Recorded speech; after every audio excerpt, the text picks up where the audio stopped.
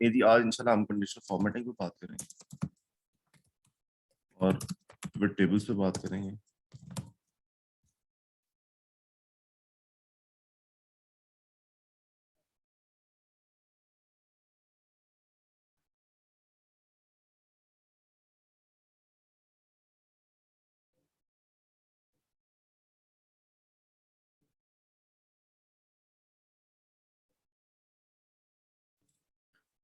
जी, आप लोग साथ हैं, प्लीज मेरे कंफर्म कर दें।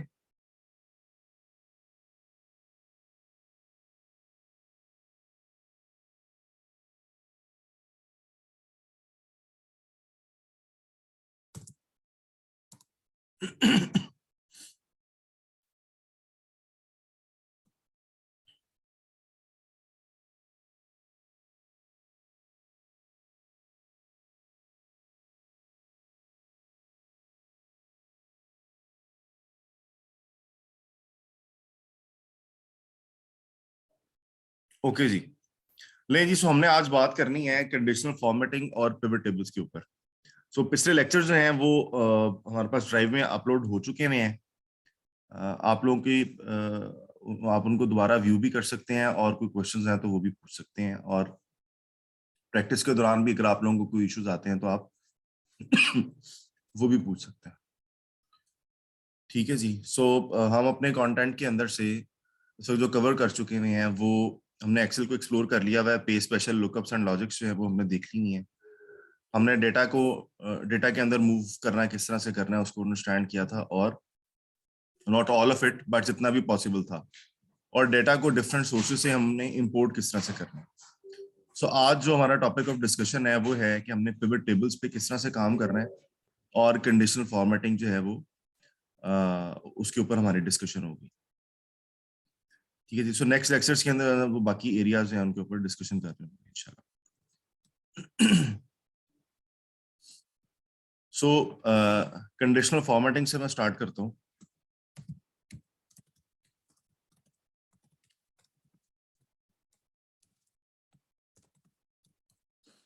तो सबसे पहले समझने की जो जरूरत है वो ये कि कंडीशनल फॉर्मेटिंग है क्या चीज। सो दो पार्ट्स हैं इसके, कंडीशनल और दूसरा पार्ट है फॉर्मेटिंग। सो फॉर्मेटिंग से मुराद जो है वो ये मैंने बोल्ड किया है, ये एक फॉर्मेटिंग है। ठीक है जी। सो बेसिकली फॉर्मेटिंग से मुराद फॉन्ट की फॉर्मेटिंग है या सेल की फॉर्मेटिंग है। और उसमें हमारे पास फॉन्ट के कलर्स हैं, सेल के कलर्स हैं, बॉर्डर्स हम लगा सकते हैं, इसी तरह फॉन्ट्स चेंज कर सकते हैं, फॉन्ट का साइज चेंज कर सकते हैं, एटसेट्रा एटसेट्रा। तो ये वाली सारी फॉर्मेटिंग जो है वो हम लोग अप्लाई कर रहे होते हैं सेल के ऊपर या टेक्स्ट के ऊपर, फॉन्ट के ऊपर।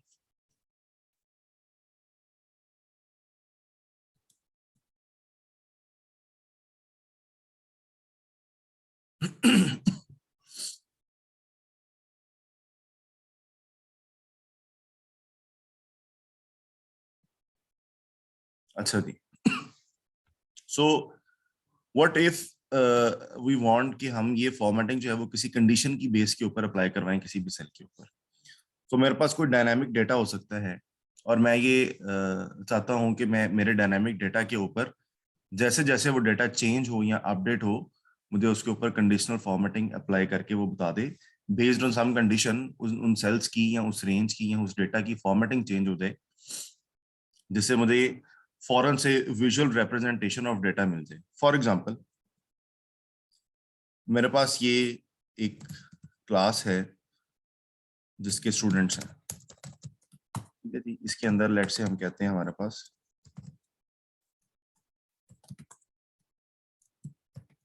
हिना है और आबिद हैं, जैन है, हमाद है, एंड लेट से उमर है।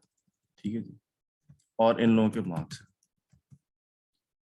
और मार्क्स हैं जनाब 20, इनके हैं 30, इनके हैं 25, इनके हैं 23, इनके हैं 24।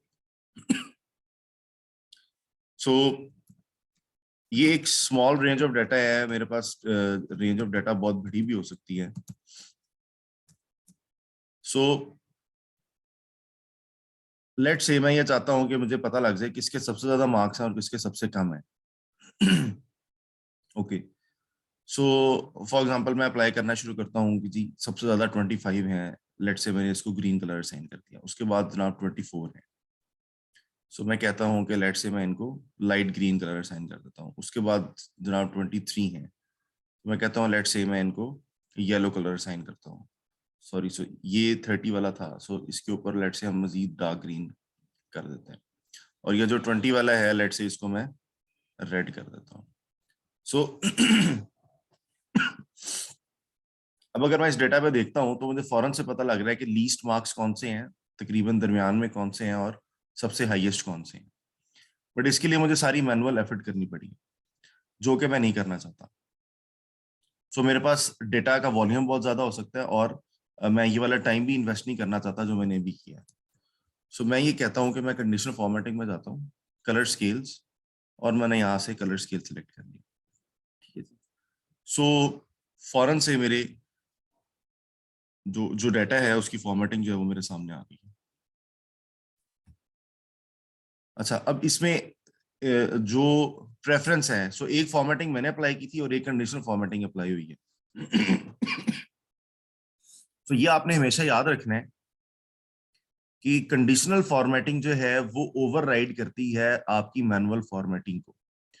सो जैसे ही आपकी कंडीशन मीट होगी और कंडीशनल फॉर्मेटिंग जो है वो कंडीशन मीट होगी, तो कंडीशनल फॉर्मेटिंग वाला जो फॉर्मेट है वो वहां पे अप्लाई होना शुरू हो जाएगा उस सेल के ऊपर, बजाय उसके के जो आपने अप्लाई किया था।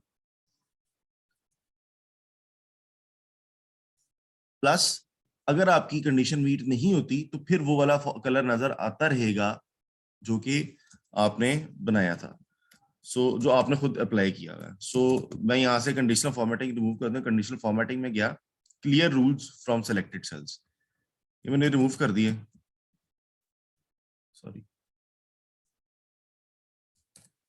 जी। सो ये मैंने रूल्स रिमूव कर दिए। वो हमारी जो हमने फॉर्मेटिंग पहले अप्लाई की हुई है वो अभी भी वहीं पे पड़ी हुई है, वो उस सेल का पार्ट है। सिर्फ जो कंडीशनल फॉर्मेटिंग है वो उसके ऊपर आके नजर आना शुरू हो गई थी। ठीक है जी। अच्छा जी। सो एक चीज और हम समझ लेते हैं कि मैं ये कहता हूं कि मैं हाईलाइट सेल्स करना चाहता हूं एंड ग्रेटर देन, मैंने उसको कहा जनाब 20।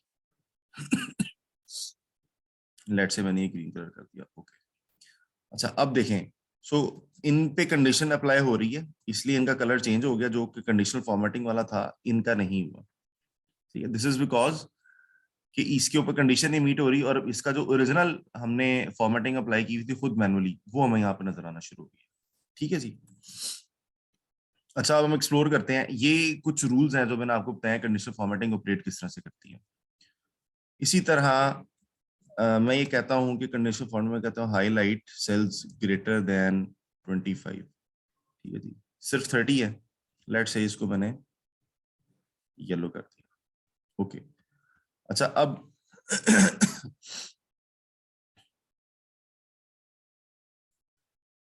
जो 30 है वो ग्रेटर देन 20 भी है एंड ग्रेटर देन 25 भी है, लेकिन एक कंडीशन अप्लाई हो रही है एक टाइम पे, विच इज वेरी लॉजिकल कि आप एक टाइम पे एक ही कलर देख सकते हैं, दो कलर्स तो नहीं देख सकते। बट द क्वेश्चन इज कि कौन सी वाली फॉर्मेटिंग जो हमने कंडीशन चूज की हुई है, प्रेफरेंस वो किसको असाइन कर रहा है। मैं इन सेल्स को सिलेक्ट करता हूँ, फॉर्मेटिंग में गया, मैनेज रूल्स, और मैनेज रूल्स में ये देखें, rule applied in order shown. पहले येलो वाला अप्लाई हो रहा है, उसके बाद ग्रीन वाला अप्लाई हो रहा है। अगर मैं इनका ऑर्डर चेंज कर देता हूँ और अप्लाई करता हूँ तो देखिए सब पे ग्रीन अप्लाई होना शुरू है, क्योंकि पहले ये वाली कंडीशन मीट हो रही है। ये मीट हुई और उसने रिजल्ट अप्लाई कर दिए।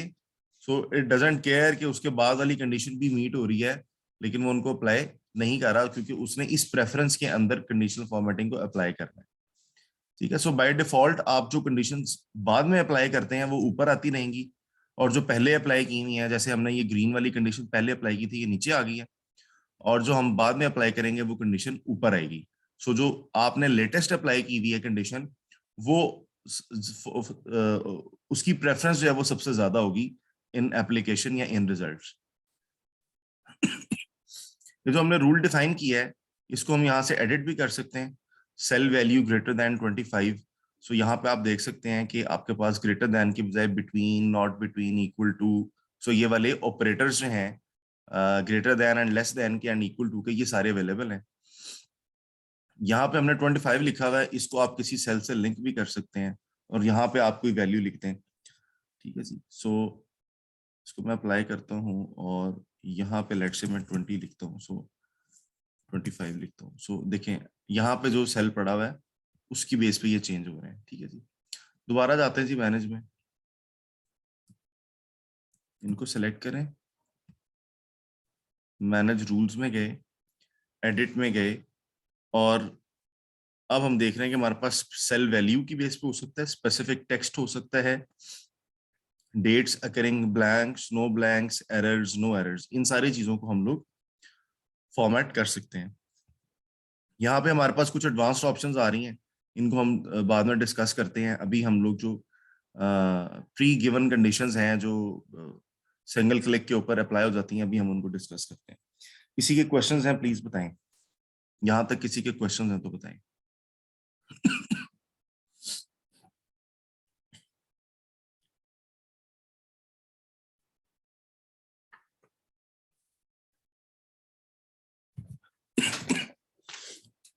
जी आबिद साहब एंड है ना, आपके कोई क्वेश्चंस हैं?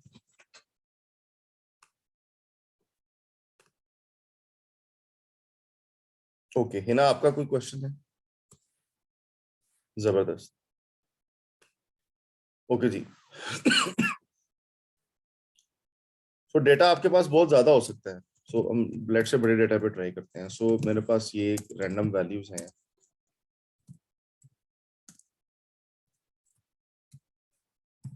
10 से लेके 1000 तक।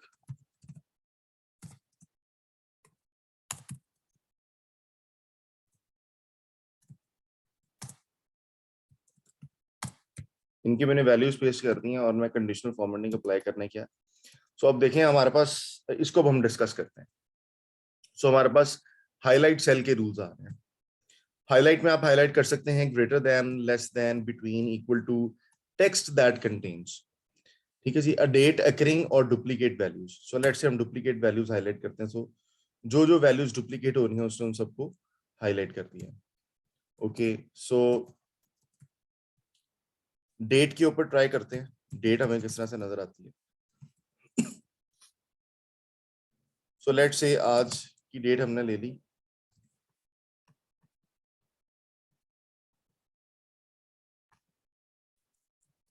सेकेंड जनवरी, और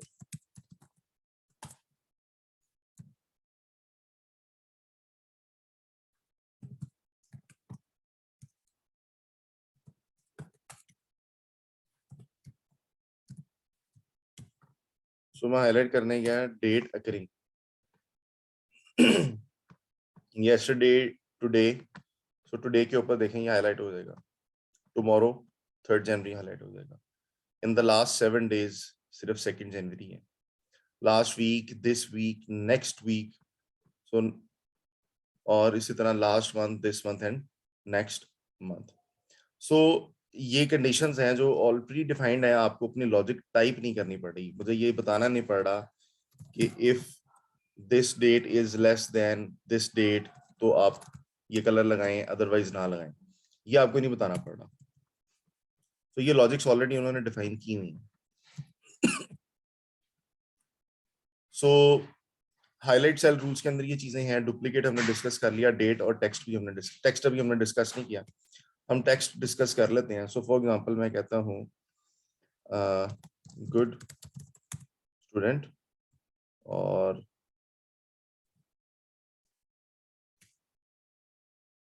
सो लेट्स से हम कहते हैं जनाब black car, purple, red grapes, orange colour, golden, red, black, swan. जी ये मेरे पास टेक्स्ट वैल्यूज हैं। मैं कंडीशनल फॉर्मेटिंग में गया और मैंने कहा टेक्स्ट दैट कंटेन्स ब्लैक। तो देखिए ब्लैक वाले उसने टेक्स्ट सर्च करके उसने उनको कलर लगा दिया। इसी आप कुछ भी कर सकते हैं। फॉर एग्जांपल मैं ईडी भी लिख सकता हूँ। सो ईडी जो है वो ये बेड में आ रहा है और यहाँ पे रेड में आ रहा है। सो मैं कोई कंडीशंस भी चूज करके टेक्स्ट की भी मैं उसके ऊपर फॉर्मेटिंग कर सकता हूँ। ठीक है जी। सो हमने हाईलाइट सेल रूल्स के अंदर से greater than less then, I am sure आप लोगों को पता होगा, बिटवीन भी नंबर के रेंज के दरमियान है, इक्वल टू आपको स्पेसिफिक वैल्यू को सर्च करना चाहते हैं, टेक्स्ट, डेट और डुप्लीकेट वैल्यूज, ये हमने डिस्कस कर रहे हैं। इसी तरह टॉप बॉटम रूल्स हैं। टॉप बॉटम रूल्स में टॉप 10 आइटम्स हैं, टॉप 10 परसेंटेजेस हैं, बॉटम 10 आइटम्स हैं, बॉटम 10 परसेंटेजेस हैं। अब उस आपका जो डेटा है उसकी अब एवरेज से अबव एंड उसकी एवरेज से बिलो, ठीक है जी, इनके ऊपर जो है वो हम लोग फॉर्मेटिंग अप्लाई कर सकते हैं। अच्छा, और आपने जब इस पे लेट्स से क्लिक किया तो आपने बताना है कि मैंने सो लेट्स से हम नंबर्स पे अप्लाई करके मैं आपको बताता हूँ।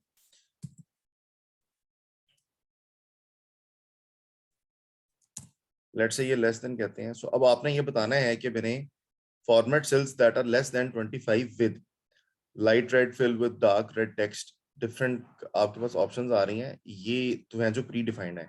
यहाँ से आप कस्टम फॉर्मेट में भी जाके अपनी मर्जी के फॉर्मेटिंग डिफाइन कर सकते हैं। फॉर एग्जांपल मैं कहता हूँ जी मुझे कलर चाहिए येलो, बोल्ड चाहिए, फिल जो है वो मुझे लेट चाहिए ग्रे चाहिए, ओके, एंड और लेट से बॉर्डर जो है वो मुझे इसका ग्रीन चाहिए, और ये मैंने आउटसाइड पे अप्लाई कर दिया, okay and okay. So custom formats भी डिफाइन कर सकते हैं आप। सो जरूरी नहीं कि आपने प्री डिफाइंड वालों में ही चलना है।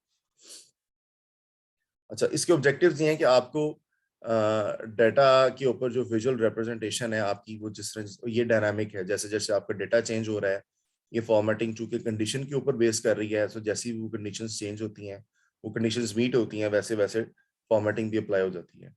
सो एक तो एक फायदा ये है कि ये डायनामिक है, दूसरा फायदा ये है कि आपको उसके ऊपर टाइम इन्वेस्ट नहीं करना पड़ता चीज़ों को हाईलाइट करने के लिए, उनको विजुअली ज़्यादा अच्छा रिप्रेजेंट करने के लिए, ज़्यादा मीनिंगफुल रिप्रेजेंटेशन के लिए। तो आपको फौरन से जो है वो पता लग जाता है कि फिगर्स बड़ी छोटी कौन सी हैं, या जो फिगर्स आप सर्च करना चाह रहे हैं आपको टेक्स्ट का पता लग जाता है, डुप्लीकेट वैल्यूज का पता लग जाता है, डेट के ऊपर आप इसको यूज कर सकते हैं। सो मल्टीपल यूजेस हैं और आप अपनी मर्जी की कंडीशंस भी डिफाइन कर सकते हैं। सो अभी हम एडवांस लेवल की तरफ जाते हैं। सो सो हमने ये डिस्कस कर लिया है। सो अब हम डिस्कस करते हैं डेटा बार्स। सो फिलहाल मैं इसके ऊपर से फॉर्मेटिंग सारी क्लियर कर रहा हूँ जी। मुझे एक मिनट दीजिएगा प्लीज।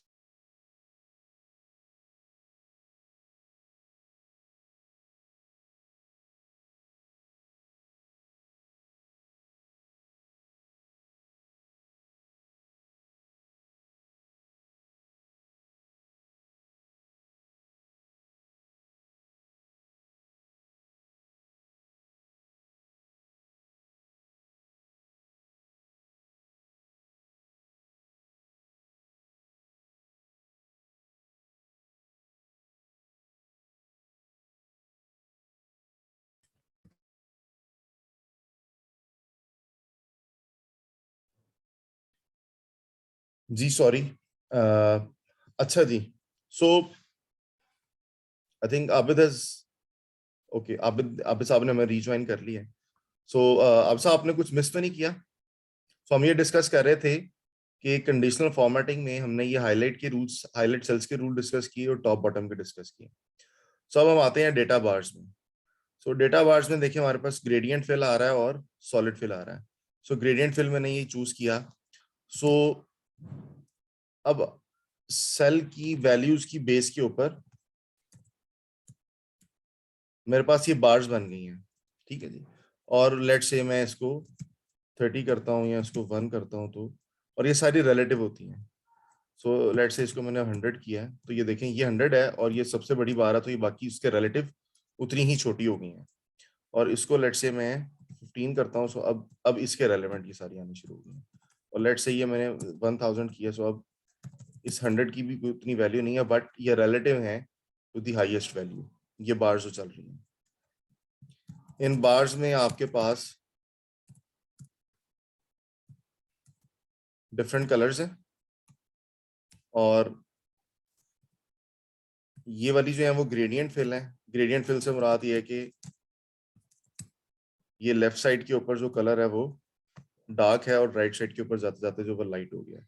फिगर्स के केस में ये अच्छा रहता है जब आपने अपने टेक्स्ट के अपना नंबर्स के ऊपर अकाउंटिंग फॉर्मेट अप्लाई किया हुआ जो कि राइट अलाइंड है। सो आपका कलर जो है वो लेफ्ट साइड से डार्क शुरू होता है और राइट साइड पे जाके लाइट हो जाता है, जिसके ऊपर ये जो नंबर है वो आपको इजीली विजिबल होता है। इसके अगेंस्ट अगर हम ये लगाते हैं ये वाले, सो वो देखें एक ही कलर है जो थ्रू आउट अप्लाई हो रहा है, सो वो उतना ज्यादा विजिबल नहीं रहता। एनीवेज डिफरेंट ऑप्शंस हैं, आप चूज कर सकते हैं कि आपको कौन सी चाहिए। अच्छा जी, इसी तरह सो डेटा बार्स हमने डिस्कस करनी है। ऐसा हमारे पास मोर रूल्स भी हैं। आप मोर रूल्स में जाके सिर्फ बार देखनी है, नंबर नहीं देखना। सो सिर्फ बार्स नजर आना शुरू हो जाएंगे। अच्छा जी, इसी तरह मोर रूल्स में गए। सो मिनिमम और मैक्सिमम जो है वो भी ऑटोमेटिक है, बट मिनिमम और मैक्सिमम जो है वो आप डिफाइन कर सकते हैं अपनी मर्जी से। और बार की अपीयरेंस जो है वो सॉलिड फिल होगी या ग्रेडियंट होगी, ये भी आप डिफाइन कर सकते हैं। उसका कलर आपने चेंज करना है, क्योंकि वहां पे तो 6 कलर्स अवेलेबल हैं, आप डिफरेंट कलर्स लेके आ सकते हैं। बार का बॉर्डर अगर आपने बनाना है या नहीं बनाना, और यहाँ पे उसने आपको प्रीव्यू भी दिखा दिया है। डायरेक्शन भी आप चेंज कर सकते हैं, और नेगेटिव वैल्यू एंड एक्सिस आप अप्लाई कर सकते हैं। जैसे अभी यहाँ पे रेड कलर अप्लाई हुआ है, सो अगर मैं यहाँ पे इसी के अंदर -500 लिखता हूँ, तो ये देखें यहाँ पे एक ये डॉटेड लाइन आ गई है, और लेट से इसको भी माइनस करते हैं 30। तो ये देखें, सो ये लेफ्ट साइड के ऊपर नेगेटिव वैल्यूज की बार्स बन गई हैं, और राइट साइड के ऊपर पॉजिटिव वैल्यूज की बार्स बन गई हैं, और ये रिलेटिव बनना शुरू हो गई हैं सारी। और ये रिलेटिव ऐसे बन रही हैं कि -500 तकरीबन इज एक्चुअली हाफ ऑफ 1000। सो अगर इसको भी मैं 500 करूंगा, तो ये देखिए हमारी जो डॉटेड लाइन है वो सेंटर के अंदर आ गई है। सो फौरन से आपको वो बता रहा है, और ये एक ही सेल चल रहा है। दिस इज ये एक ही सेल है। ये डॉटेड लाइन जो है ये वर्चुअल लाइन है, तो आपकी नेगेटिव और पॉजिटिव वैल्यूज के दरमियान में ड्रॉ कर रही है। सो ये रिप्रेजेंटेशन जो इस वक्त हमें नजर आ रही है, ये इस तरह से है जिस तरह से बार ग्राफ होता है, और उसकी जो नेगेटिव और पॉजिटिव वैल्यूज इसी तरह से प्रेजेंट कर रहा होता है। सो ये लेकिन ये इन सेल है। सो कंडीशनल फॉर्मेटिंग की सबसे अच्छी चीज ये है कि ये एक सेल के अंदर ही अप्लाई होती है। सो आपको अलहदा से चार्ट्स और इस तरह की चीजें डिजाइन नहीं करनी पड़ती। तो सेल की वैल्यूज के ऊपर ये चल रही होती हैं, और इन सेल आपको ये नजर आती है। ये इसकी सबसे अच्छी बात है।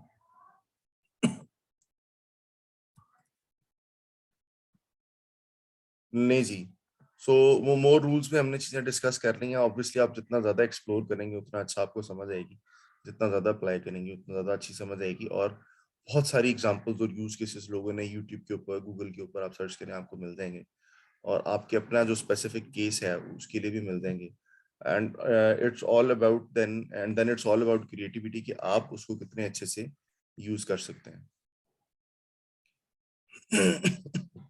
जी, अस्सलाम वालेकुम जैन, कैसे हैं आप? जैन, हम कंडीशनल फॉर्मेटिंग डिस्कस कर रहे थे। आई एम श्योर आपको ऑलरेडी भी कुछ आइडिया होगा। सो अभी हमने हाईलाइट सेल और टॉप बॉटम के रूल्स डिस्कस किए हैं, और अब डेटा बार्स के अंदर जो मोर रूल्स हैं हम उनको डिस्कस कर रहे थे। कि डेटा बार्स के अंदर आप डिफरेंट स्टाइल्स यूज कर सकते हैं। अब मैं 2 कलर स्केल यूज कर सकता हूँ, 3 कलर स्केल यूज कर सकता हूँ, और डेटा बार्स यूज कर सकता हूँ, आइकन सेट्स। तो डेटा बार्स की हम सिर्फ बात कर रहे हैं। इसमें ऑप्शन थी हमारे पास कि हम सिर्फ बार शो करवा लें, और जो मिनिमम और मैक्सिमम है ये भी ऑटोमेटिक है, हम इनको डिफाइन भी कर सकते हैं। अपना सॉलिड और ग्रेडियंट फिल को चेंज कर सकते हैं। कलर्स जो वहां पर सिर्फ 6 अवेलेबल हैं, आप you can choose any colour you want. और इसी तरह बॉर्डर कलर्स हैं, और नेगेटिव वैल्यूज के लिए आपने क्या चीज अप्लाई करनी है। I can also use the same colour as the positive bar, and I can use a different colour as well.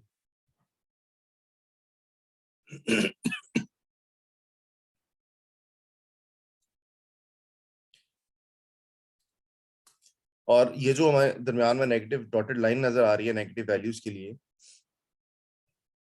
ये अभी हम डिफाइन कर सकते हैं कि सेल का मिड पॉइंट होगा या ऑटोमेटिकली वो जैसे जैसे वैल्यूज चेंज होंगे, जैसे हमने 500 और 1000 के दरमियान कंपैरिजन देखा।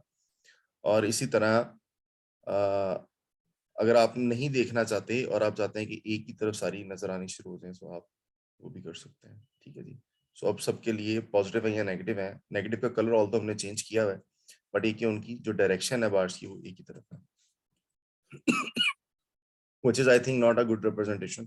जो डिफॉल्ट स्टाइल है वो ज्यादा अच्छा है, क्योंकि वो पॉजिटिव और नेगेटिव के अंदर डिफरेंशिएट कर रहा है। ठीक है जी। अच्छा जी।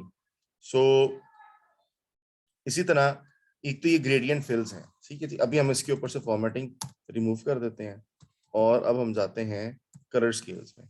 सो कलर स्केल्स जो हैं वो बेसिकली, अब ये आप देख रहे हैं यहाँ पे ग्रीन टू रेड चल रहा है, और जो उसका हम नाम देखते हैं ग्रीन येलो रेड स्केल।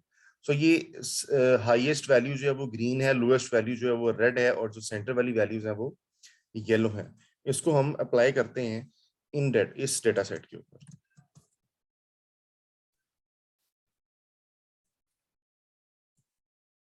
ये देखें। सो एक और देखने का तरीका ही हो सकता है, लेट्स से 1+1 और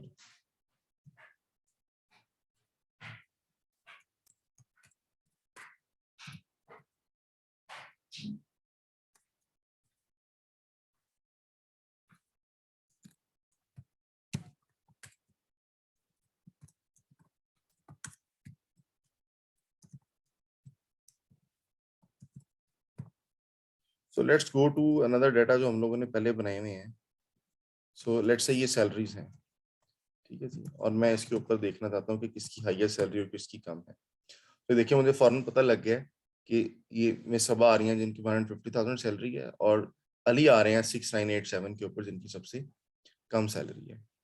सो ये मेरे पास हाईएस्ट वैल्यू ग्रीन पे है, लोएस्ट वैल्यू रेड पे है। ये इसका ऑपोजिट केस है, हाईएस्ट वैल्यू रेड पे है, लोएस्ट वैल्यू ग्रीन पे है। डिपेंड्स आपके डेटा किस तरह का हो सकता है। मैं जो मेरे पास बड़ी वैल्यू है वो अच्छी ना हो, मेरे लिए अनफेवरेबल हो, कोई लॉस हो सकता है, कोई कॉस्ट हो सकती है। सो जैसे कि सैलरी के केस में आप कह सकते हैं कि एम्प्लॉयर ये कह रहा है कि मेरा ये हाईएस्ट कॉस्ट वाला एम्प्लॉय है, लोएस्ट कॉस्ट वाला है। इसी तरह ये पहले वाले जो दोनों ऑप्शंस हैं ये 3 कलर स्केल्स हैं। उसके बाद ये 2 कलर स्केल है, इसमें येलो नहीं है, ये 2 कलर स्केल का ऑपोजिट है। इसी तरह ये 2 कलर में ब्लू के साथ है, ये 2 कलर में रिवर्स केस है, ये सिर्फ रेड और रेड है। इसी तरह ये सिर्फ ग्रीन ग्रीन है, और ये ग्रीन और येलो है। सो ये वाले भी 3 कलर्स हैं, और बीच में आपके पास 2 कलर एंड 3 कलर स्केल्स हैं। मोर रूल्स में हम जाते हैं। सो 2 कलर स्केल और इसी तरह 3 कलर स्केल, और आप लोएस्ट और हाईएस्ट वैल्यूज भी डिफाइन कर सकते हैं, उनके कलर्स भी अपनी मर्जी के बता सकते हैं। इट इज नॉट नेसेसरी कि आपने उन्हीं कलर्स में प्ले करना है जो उसने बताया। ठीक है जी। अच्छा जी। इसी तरह आइकॉन सेट्स हैं, डिफरेंट टाइप्स के आइकॉन सेट्स हैं जो उनकी सेल की वैल्यूज की बेस पे अप्लाई होते हैं। सो ये भी सेल के अंदर ही आपको नजर आते हैं, या आइकॉन सेट्स में डिफरेंट अप्लाई कर सकता हूँ। और इनके भी इसी तरह मोर रूल्स हैं। सो आपने लेट से एक अप्लाई किया हुआ है आइकॉन सेट ये वाला। ठीक है जी। इसमें हाईएस्ट वैल्यू जो है वो ग्रीन है, और जो लोएस्ट वैल्यूज हैं वो रेड हैं। तो चूंकि इसमें 3 ऑप्शंस ही थी, सो 3 तरह के एरोज ही हमने डिफाइन किए हुए हैं। सो वो तीनों में से कोई एक उसने असाइन करना है। सो वो कलर का ग्रेडियंट उस तरह से यहाँ पे नहीं बन सकता जिस तरह से हमें इसके अंदर नजर आ सकता है।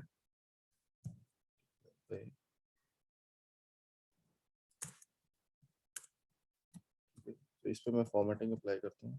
सो ये देखें। सो अब मेरे पास रेड के कितने सारे शेड्स हैं जो कि आहिस्ता आहिस्ता येलो में कन्वर्ट हो रहे हैं, और फिर येलो आहिस्ता आहिस्ता किस तरह से ग्रीन में चेंज हो रहा है। ये बेसिकली सारे अलग अलग कलर्स हैं जो हर सेल के अंदर अप्लाई हुए हैं। तो अब आपको नजर आ रहा होगा कि हर सेल के अंदर एक डिफरेंट कलर जो है वो अप्लाई हो रहा है। बट यही काम अगर मैं आइकॉन्स के साथ करता हूँ, देखें बस, सबके ऊपर एक ही अप्लाई हो रहा है। अच्छा, आप दो दो चीजें इकट्ठी भी कर सकते हैं।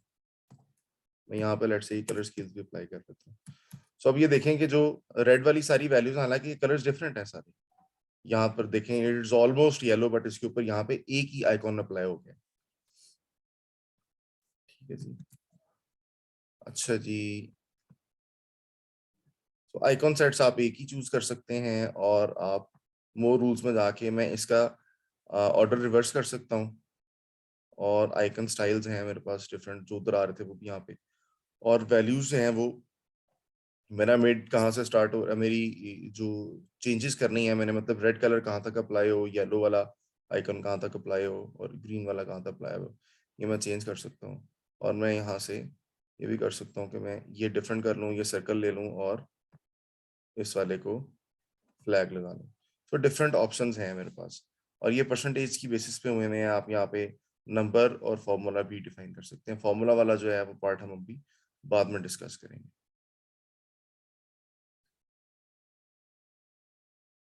अच्छा जी, सो आप न्यू रूल अप्लाई करने गए, सो यहाँ तक हमने डिस्कस कर लिया। न्यू रूल अप्लाई करने गए, format all cells based on the values, ये वही ऑप्शन है जो हम अभी ऑलरेडी डिस्कस करके आए हैं, सिर्फ विंडो डिफरेंट है। Format cell only cells that contain cell value या स्पेसिफिक टेक्स्ट, डेट, ब्लैंक्स, ये हमने डिस्कस करनी है सारी ऑप्शन। बिटवीन, और ये ऑपरेटर्स हैं हमारे, और हमारे पास रेंज आ गई। टॉप बॉटम वैल्यूज के रूल्स हैं, ये भी हमने डिस्कस कर लिए। एवरेज के हैं, ओनली यूनिक और डुप्लीकेट वैल्यूज। सो ये हमने पहले डिस्कस नहीं किया कि सिर्फ यूनिक वैल्यूज हाईलाइट होंगे, सिर्फ डुप्लीकेट हमने डिस्कस किया, यूनिक हमने डिस्कस नहीं किया। तो यहाँ से आप यूनिक को भी कर सकते हैं। तो इसमें जो सबसे एडवांस फंक्शन है वो ये कि मैं अपनी मर्जी का फॉर्मूला डिफाइन कर सकता हूँ कंडीशनल फॉर्मेटिंग के लिए। This is the advanced feature in conditional formatting, इसको भी हम डिस्कस करते हैं। So let's take your questions. हमारे साथ हिना है, आबिद हैं, आप लोगों के क्वेश्चंस अभी तक कोई हैं तो प्लीज बताएं।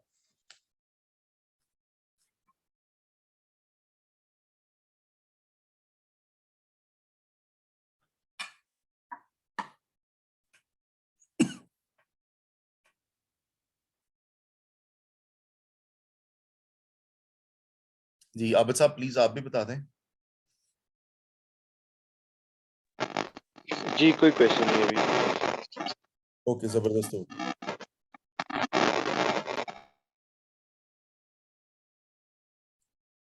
ठीक है जी, सो लेट्स मूव फॉरवर्ड, और अब हम लोग फॉर्मूला की तरफ जाते हैं।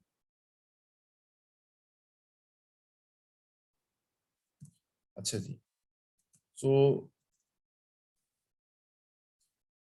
फॉर्मूला में जो समझने वाली चीज है वो ये है कि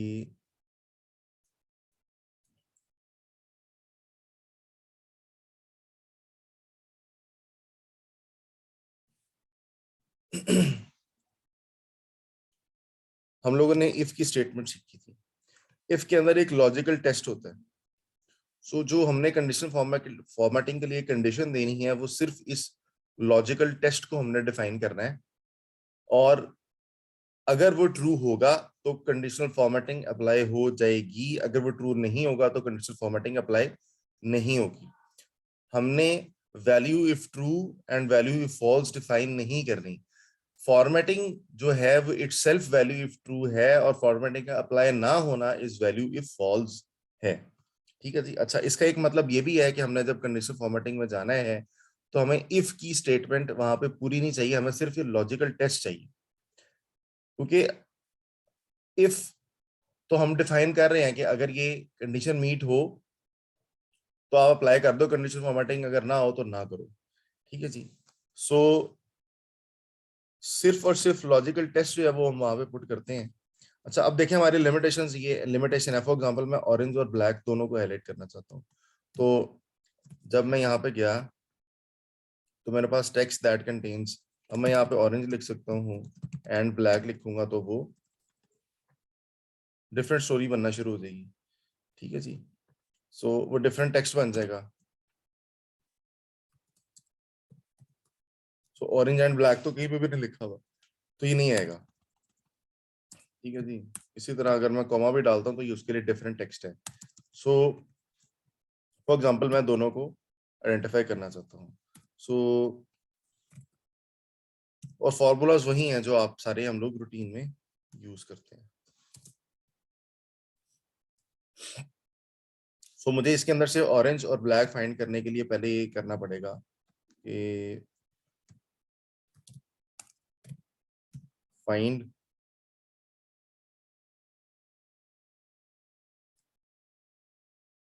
टेक्स्ट ऑरेंज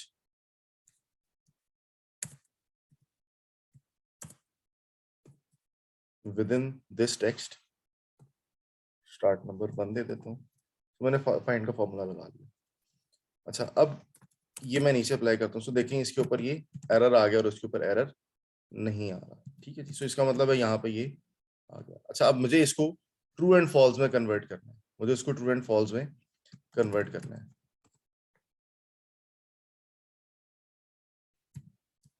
फॉर एग्जाम्पल मैं इसको कर सकता हूँ इक्वल टू 1, तो ये ट्रू है। इसको अगर मैं इक्वल टू 1 करूंगा तो ये भी एरर ही रहेगा। सो ये मेरी ऑरेंज की कंडीशन लग गई। इसी तरह मैं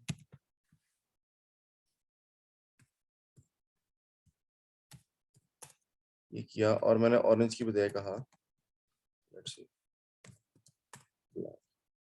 ठीक है जी। अब इसमें से ये ब्लैक नहीं है। Okay, no problem. सो मुझे क्या चाहिए कि आइदर ये ट्रू हो या ये ट्रू हो। ठीक है जी। और this is equal to true या this is equal to.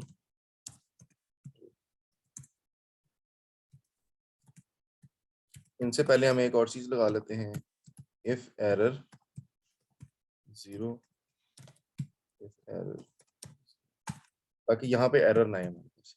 So ये मैंने अपनी मर्जी की कंडीशन डिफाइन की है। यहाँ पे मेरे पास हम देखते हैं, ये एक फॉर्मूला है, फॉर्मूला टेक्स्ट के नाम से। तो ये मुझे बता देता है कि मेरे सेल के अंदर फॉर्मूला क्या लगा।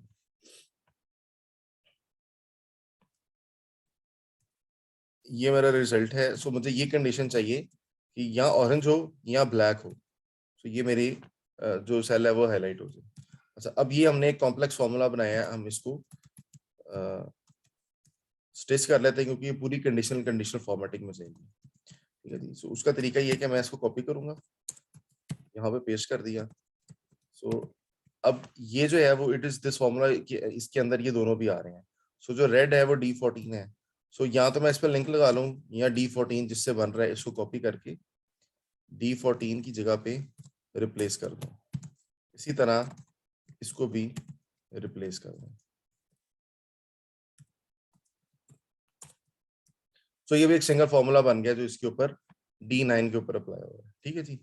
मैंने इसको कॉपी किया और D9 पे जाके कंडीशनल फॉर्मेटिंग ओपन की, न्यू रूल फॉर्मूला, और यहाँ पे ये कंडीशन लगा दी। इसका फॉर्मेट डिफाइन करते हैं जाके, फिर लेट से हम कहते हैं जी येलो कलर की फिल कर। ओके, ले जी, ये फिल हो गया ऑरेंज कलर। अच्छा जी। सो एक तरीका ये है इसको मैं अप्लाई करने का कि मैं इसको कॉपी करूं और सबके ऊपर इसकी फॉर्मेटिंग अप्लाई कर दूं। तो देखिए ब्लैक भी हाईलाइट हो गए हैं। दूसरी ऑप्शन ये होगी मेरे पास कि मेरे पास D7 से लेके D11 तक है डाटा। तो मैं यहाँ पे जाता हूँ मैनेज के अंदर, और ये जो अप्लाइज टू आ रहा है ये भी सिर्फ D9 आ रहा है। इसको मैं चेंज करके D7 से चेंज करके D11 तक अप्लाई कर देता हूँ। ठीक है। सो आप दोनों तरीकों से इसको अप्लाई कर सकते हैं। ठीक है जी। क्लियर हो गया जी आप लोगों को ये?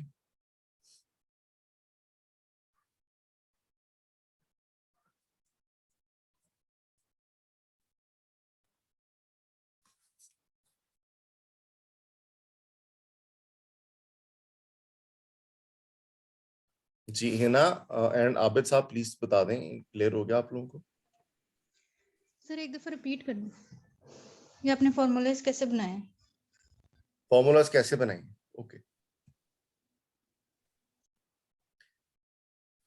सो फॉर्मूला आप कुछ भी बना सकते हैं। मैंने तो एक एग्जांपल ली तो उसका फॉर्मूला आप लोगों के साथ डिस्कस कर लिया है।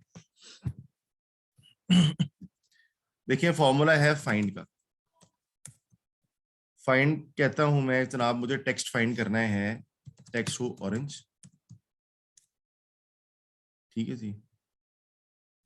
इस टेक्स्ट के अंदर मैं कहता हूं फाइंड करो और मुझे लाके बता दो उसका स्टार्ट नंबर। इसके अंदर तो ऑरेंज नहीं है। ठीक है जी। इसके अंदर ऑरेंज है, ठीक है जी। इसी तरह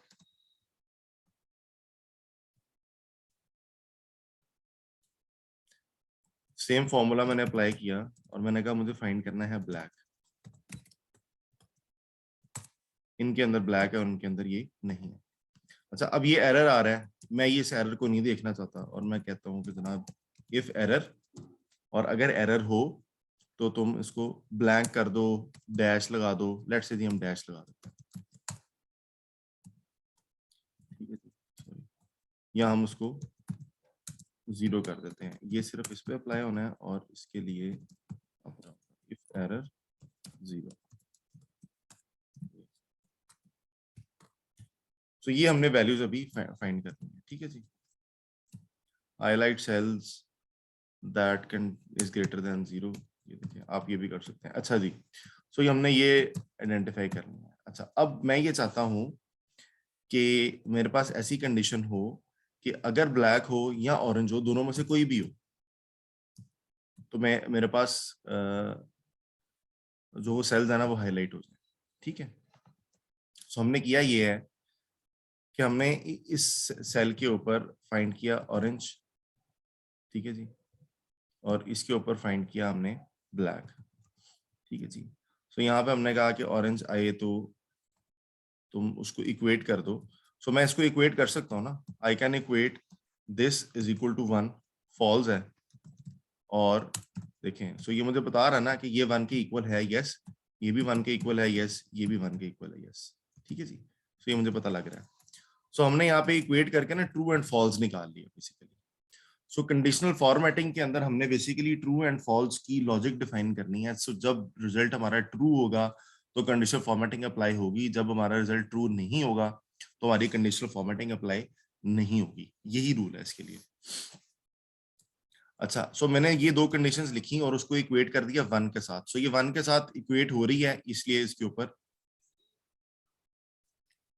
ट्रू आ गया। ये 1 के साथ इक्वेट नहीं हो रही, इसके ऊपर हमने, आपके पास ट्रू नहीं आ रहा।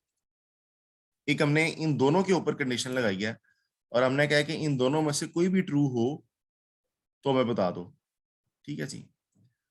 तो हमने कंडीशन स्टार्ट की है और से, और में एक लॉजिक दी हमने D13 is equal to true या D14 is equal to true. दोनों में से कोई भी मीट हो तो वो कह रहा है कि यस आपकी ये कंडीशन मीट हो रही है। आपने जो टेस्ट लिखा ना कि इन दोनों में से कोई भी ट्रू हो, ये मीट हो रही है, इसलिए वो हमें यहाँ पे ट्रू दिखाना शुरू हो गया, ठीक है जी।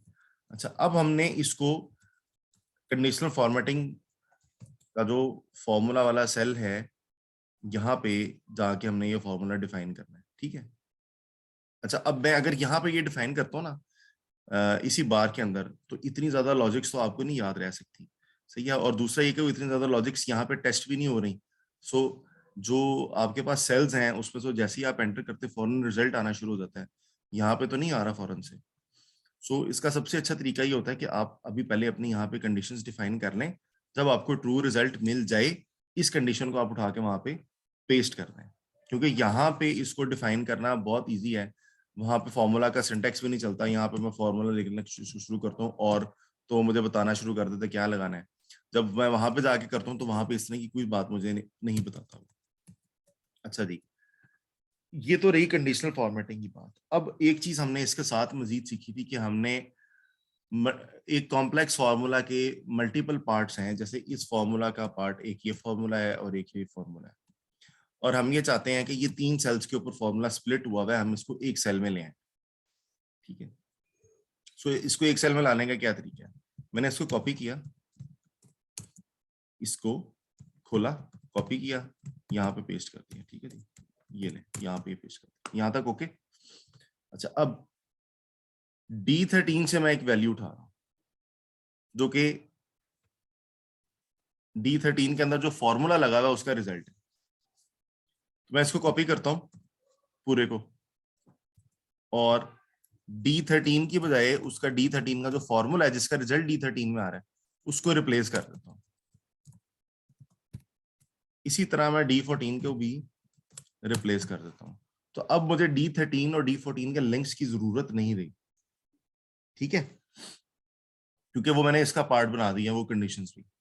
सो इतना बड़ा फॉर्मूला मैं अकेला नहीं लिख सकता था, ठीक है, कि मैं डायरेक्टली इतना बड़ा फॉर्मूला लिख लेता, it was not possible for me. इसलिए मैंने उसको छोटे पार्ट्स में स्प्लिट किया, अपना रिजल्ट अचीव किया और बाद में उनको सबको आपस में जोड़ दिया मैंने। अब इस कंडीशन को आप कॉपी कर सकते हैं, और ये मैंने अभी कंडीशन लिखी हुई है।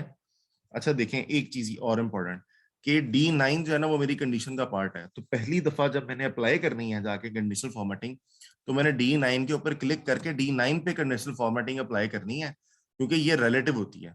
कंडीशनल फॉर्मेटिंग के अंदर जो मैं रेफरेंसेस दे रहा हूँ ये रिलेटिव है, वो रिलेटिव है इसी वजह से जब मैंने कंडीशन D9 पे लगाई और इन बाकियों के ऊपर भी उसको फॉर्मेट्स को पेस्ट किया है, तो वो इनकी वैल्यूज को असेस करके ये ब्लैक के अंदर वो ब्लैक को ही फाइंड कर रहा है, ऑरेंज को नहीं कर रहा। तो जब वो ऊपर आई है तो वो ऊपर वाले पे अप्लाई हो रही है, जब वो नीचे आई है तो नीचे वाले पे अप्लाई हो रही है। ठीक है जी। सो मैंने जिसके लिए लिखी है कंडीशन उसी सेल पे जाके मैंने अप्लाई करनी है। यहाँ पे आके हमने ये फॉर्मूला पेस्ट किया, अपना फॉर्मेट आपने जो भी colours, border, font, size etcetera etcetera choose करना है वो करें, करके आप उसको ओके करने तो फिर आपका रिजल्ट आना शुरू हो जाएगा। और दो तरीके हमने सीखे हैं जब हमने कंडीशनल फॉर्मेटिंग बना ली है उसको बाकी सेल्स पे अप्लाई करने के लिए। एक तरीका हमने सीखा है कि हम उसके ऊपर फॉर्मेट्स पेस्ट कर दें, और एक तरीका हमने सीखा है कि हम जिस सेल पे अप्लाई किया है उसकी जाके ये जो अप्लाइज टू वाली रेंज है, इस रेंज को खुद मैनुअली डिफाइन कर दें। अच्छा, जब आप इसको पहली दफा जाके चेंज करने लगेंगे ना, तो ये आपको F2 दबा के इसकी एडिटिंग रोकनी पड़ेगी, मैनुअल बना के फिर इसको चेंज करेंगे। ठीक है। सो जैसे मैं अभी ये करता हूँ, तो यहाँ पे अगर मैं लेट से कुछ लिखूंगा तो, एक मिनट, ये थी ओरिजिनली D9 के लिए। ठीक है जी, इसको हम रिमूव कर देते हैं।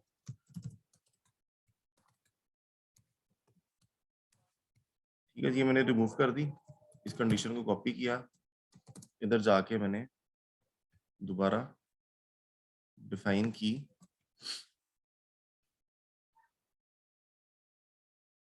ओके। ठीक है जी, ये अप्लाई हो गई। अच्छा, अब हमने देखना था बेसिकली कि इसके अंदर मैं जाके चेंज करता हूँ। सो मैंने इसको एडिट किया, sorry, applies to. So for example अब मैं यहाँ पे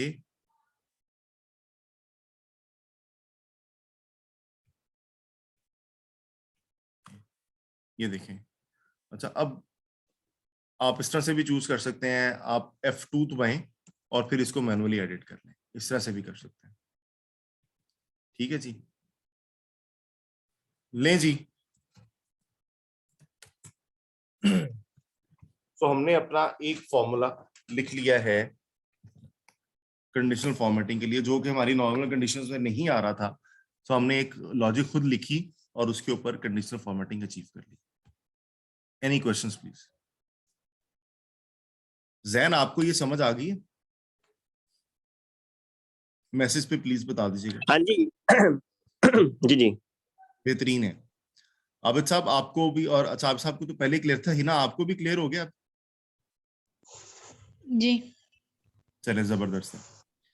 अच्छा जी, सो अब आप लोग बताएं कि कोई डेटा है उसके ऊपर आप क्या करना चाहते हैं, कंडीशन आप बताएं।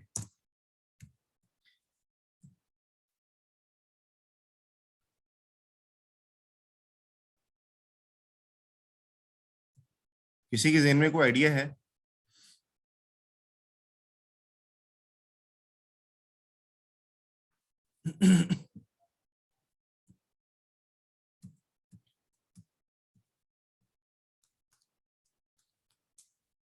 अच्छा, एक यूज केस हमने उस दिन भी देखा था, टूर का। बेसिकली क्वेश्चन ये था कि हम जब ये हमने जो हमने इंडेक्स मैथ जिस वक्त सीख रहे थे, इंडेक्स मैथ हम सीख रहे थे, तो टूर का क्वेश्चन ये था कि हम जब इसको चेंज करें तो ये कलर्स भी चेंज होते रहे। तो ये अभी हमने बेसिकली कंडीशनल फॉर्मेटिंग ही डिफाइन की थी, और हमने लॉजिक ये दी थी कि जब ये वैल्यू इक्वल हो जाए इस 12,000 के, तो उसको आपने हाईलाइट करना है।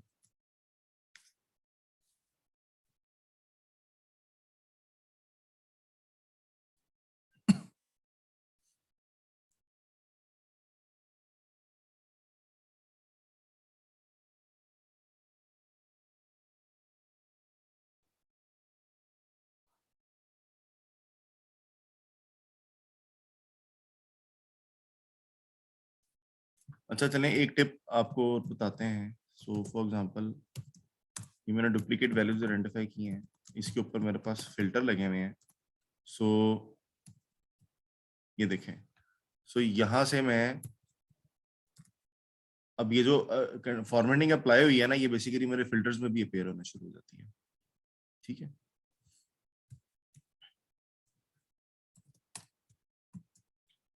नहीं जी, एक कंडीशन हम और कर लेते हैं। यूज केसेस चले हम देखते हैं, इंटरनेट से देख लेते हैं हम हमारे पास यूज केसेस क्या हैं। ठीक है,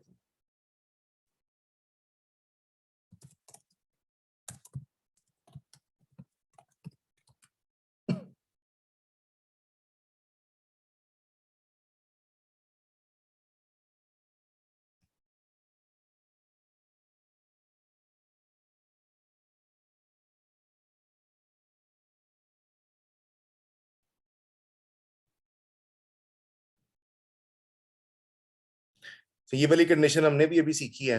इन्होंने यहाँ पे 3 चीजें ली हुई हैं, हमने 2 ली थी। हमने कहा था कि ब्लैक या ऑरेंज हो, सो इन्होंने ब्लैक ऑरेंज में एप्पल, कीवी और लाइम 3 चीजें ली हुई हैं। सो वो तीनों हाईलाइट हो रही हैं। ओके, 2 फॉर्मूलाज आपसे और डिस्कस कर लेता हूँ। फॉर्मूला है इज इवन या ऑड। इज ऑड, तो ये ऑड है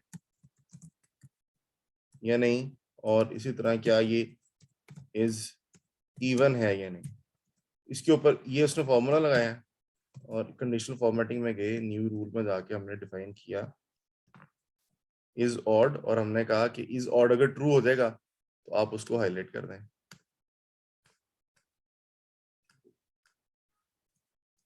तो ये फॉल्स है और ये मैंने फॉर्मेटिंग पेश की, तो जहां पे वो ट्रू हो रहा है वो वहां पे कलर उसके कंडीशनल फॉर्मेटिंग अप्लाई होगी। अच्छा जी,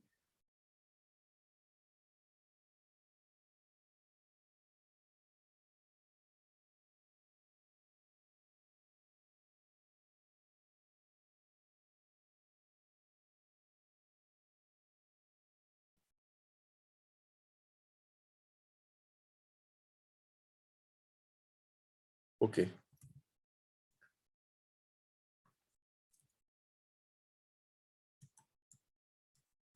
सो मेरे पास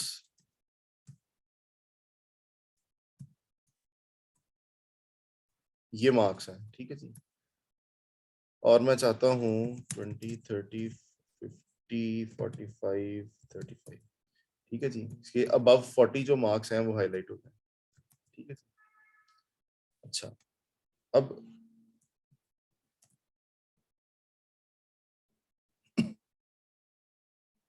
अच्छा जो कस्टम फार्मूलाज है ना, उसमें एक चीज और भी बड़ी अच्छी है, वो ये है कि अच्छा यहाँ पे सो मैं लेट से अगर ये हाईलाइट करता हूँ और मैं कहता हूँ ग्रेटर देन 40 मैंने करने हैं, सो मैंने ये ले लिया। अब मैं ये जैन और हमाद को हाईलाइट नहीं कर सकता, ये मेरे लिमिटेशन है जो प्री डिफाइंड फॉर्मेटिंग है उसके लिए। बट अगर मैं खुद से लिखता हूँ दिस इज ग्रेटर देन 40, ये हो गया। ठीक है जी, अच्छा अब यहाँ पे मैं क्या कर सकता हूँ कि ये J9 मैंने खुद डिफाइन किया, इस J को मैं एब्सोल्यूट कर सकता हूँ, J कॉलम को इसको मैंने एब्सोल्यूट किया। यहाँ पे जाके मैंने फॉर्मेटिंग अप्लाई की और लेट से ये मैंने कलर अप्लाई किया। ओके ओके, अप्लाई नहीं जी, अब इसको मैं करके कॉपी, सो इस सारे के ऊपर पेस्ट कर सकता हूँ। ठीक है जी, अच्छा अब जैन पे जो कंडीशन लगी हुई है वो बेसिकली J7 J9 की वजह से ही जैन को भी हाईलाइट कर रही है। Same goes with this and other sales. ठीक है, सो आप अपनी पूरी पूरी रोज हाईलाइट कर सकते हैं किसी एक कॉलम की बेस के ऊपर। ये सबको पता लगी? ये प्लीज बताइएगा सबको पता लगी ये वाली बात? ये repeat करना। ओके, मैं रिपीट कर देता हूँ। कंडीशन जब हमने लगाई है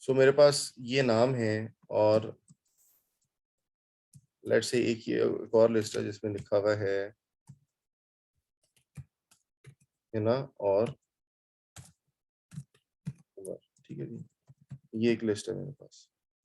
सो मैं कहता हूँ काउंट इफ इस रेंज में ये क्राइटेरिया मेरा, ठीक है जी, और इसको मैंने फिक्स कर दिया, तो इधर ले आता है।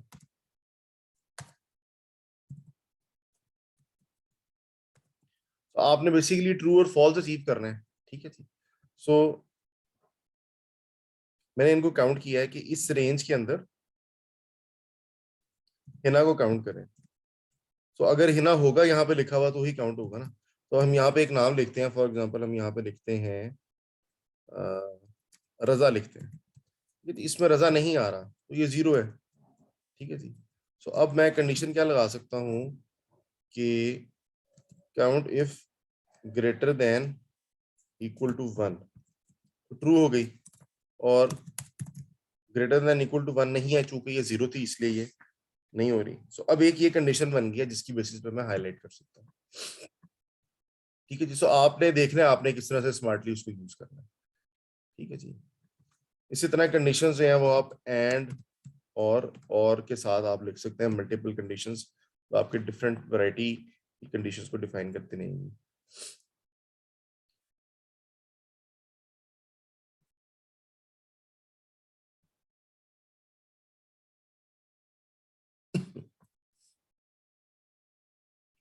इस नंबर से आपका नंबर सर्च होता है कि क्या ये नंबर है या नहीं, मतलब वो टेक्स्ट है या नहीं है, या नंबर है या नहीं, इस तरह की चीजें आप देखते हैं।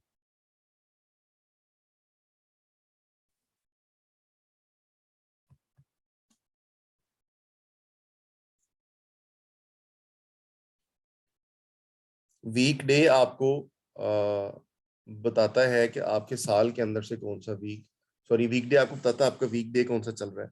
सो डेट देखता है और वो आपको बताता है कि ये वीक डे कौन सा है। जैसे कि आज का हम वीक डे देखते हैं, रिटर्न टाइप। सो मैं कहता हूँ कि मेरा वीकडे के अंदर से मंडे को मैं नंबर 1 करता हूँ और संडे को 7 करता हूँ, तो आज मुझे वो वीकडे देगा 7। ये देखिए उसने मुझे 7 दे दिया, ठीक है। सो वीकडे के फंक्शन से भी आप डिफरेंट चीजें यूज कर सकते हैं। एक हमने मेरा ख्याल है हम लास्ट केस डिस्कस करें कंडीशनल फॉर्मेटिंग का, और फिर हम आगे मूव फॉरवर्ड करते हैं। सो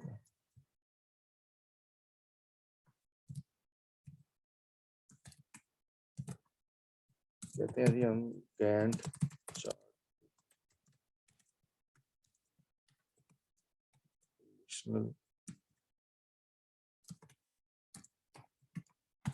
कंडीशनल फॉर्मेटिंग, ठीक है जी। इसको रिमूव कर देते हैं। आपको पहले मैं दिखा दूं कि हम बनाने क्या जा रहे हैं।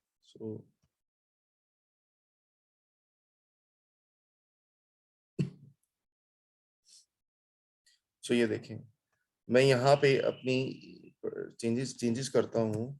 सो ये देखें ये सेल के कलर चेंज हो रहे हैं। सो ये बेसिकली कंडीशनल फॉर्मेटिंग लगी हुई है सारी, ठीक है जी। सो इस तरह से गैंट चार्ट भी आप बना सकते हैं कंडीशनल फॉर्मेटिंग से। सो हम भी एक एग्जांपल सीख लेते हैं, ठीक है जी। सो फॉर एग्जांपल मैं ये कहता हूँ कि मेरे पास वीक चल रहा है, ठीक है जी, और लेट्स से आज की डेट ली मैंने और इसके ऊपर मैंने ऐड कर दिया 7। सो बल्कि हम लेते हैं मंडे से। So Monday is what 3rd January.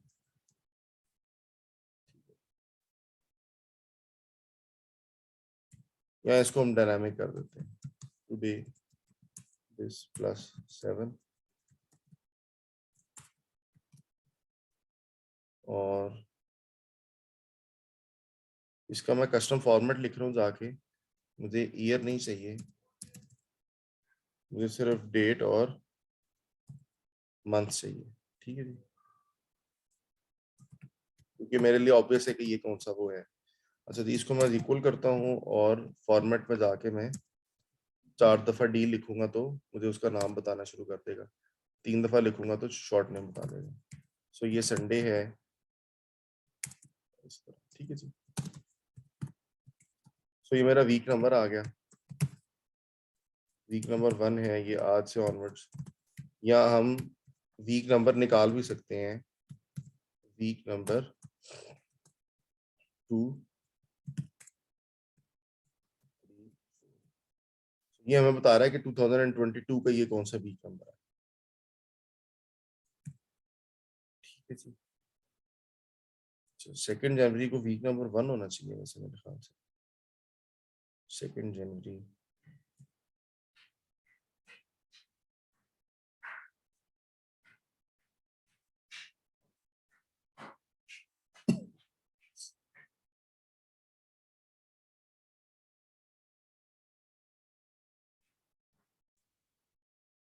Anyways, अच्छा जी, सो लेट्स से मेरे पास ये डेटा है और मेरे पास कोई रिसीट्स हैं और कोई पेमेंट्स हैं, ठीक है जी। और मैं लेट्स से कहता हूँ कि जी मिस्टर ABC, अच्छा, ये हमारा आपने 2 जनवरी में संडे को कुछ फार्मूला से किया है फाइंड आउट, ये कैसे किया है? जी जी, ये मैंने क्या है? इक्वल किया हुआ है बेसिकली उसको। तो ये ऑटोमेटिकली आ जाएगा डेट के ऊपर, अगर इक्वल करेंगे तो जी, सो डे आ बेसिकली जाएगा? मैंने डेट ली हुई है ना, डेट का फॉर्मेट चेंज किया हुआ है जिसमें सिर्फ डे देख रहा हूँ। अच्छा, और इक्वल टू करेंगे तो आप वो डेट दिखाएगा फिर किसी भी डेट के ऊपर? बेसिकली देखेंगे ये डेट ही है, मैं इसका फॉर्मेट चेंज कर देता हूँ, ये डेट ही है बेसिकली, ये अच्छा सारी अच्छा, सारी डेट्स ही हैं, सिर्फ मैंने फॉर्मेटिंग ठीक चेंज है। की अपने देखने के लिए, ये सारी एक ही चीज है। ये नहीं इक्वल तो संडे किस फॉर्मेटिंग से आया था? संडे किस फॉर्मेटिंग से आया था? संडे किस फॉर्मेटिंग से आया था, सो मैं फॉर्मेट्स में जाके मैंने 3 दफा डी लिखा है कस्टम में जाके, अच्छा, ठीक है। 2 दफा डी लिखते हैं तो ओके, नंबर आएगा 02, 2 जनवरी। ठीक हो। 3 दफा लिखूंगा ठीक है। तो संडे आ जाएगा, SUN पहले 3 डिजिट्स आते हैं, 4 दफा लिखूंगा तो ठीक है। पूरा नाम आ जाता है। इसी तरह मंथ ओके के ऊपर ओके। होता है, M एक दफा लिखा 1 आ गया, 2 दफा लिखा 01 आया, 3 दफा लिखा JAN जैन आया, 4 दफा लिखा जनवरी पूरा आ गया, ठीक है ओके, जी। इसी तरह ईयर ईयर बाई आएगा, ठीक है। 2 पे ये है और 3 पे 2022 आ जाएगा, 4 पे भी 2022 रहेगा, 2 के ऊपर 22 रहेगा, ठीक हो, ठीक है जी। ठीक हो, ठीक है, ठीक है, थैंक यू।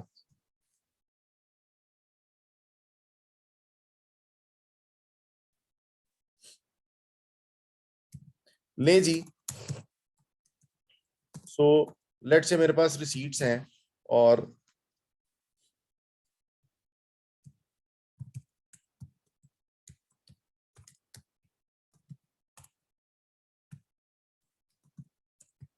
पेमेंट्स हैं जनाब 500 की, और मैं कहता हूँ जनाब लेट से जनाब ये आ रही है मेरे पास 23, कहीं पे रैंडम डेट्स हम लिखते हैं, ये तीनों मुझे ABC से रिसीट्स आ रही हैं। लेट से जी मैं अपना एक ओपनिंग बैलेंस पे लिख देता हूँ, तो गैंट चार्ट बनाया हुआ था हम, मैं आपको एक कैश फ्लो के लिए बता रहा हूँ। सो डिफरेंट आप यूजेस कर सकते हैं कंडीशनल फॉर्मेटिंग के और कंडीशंस के।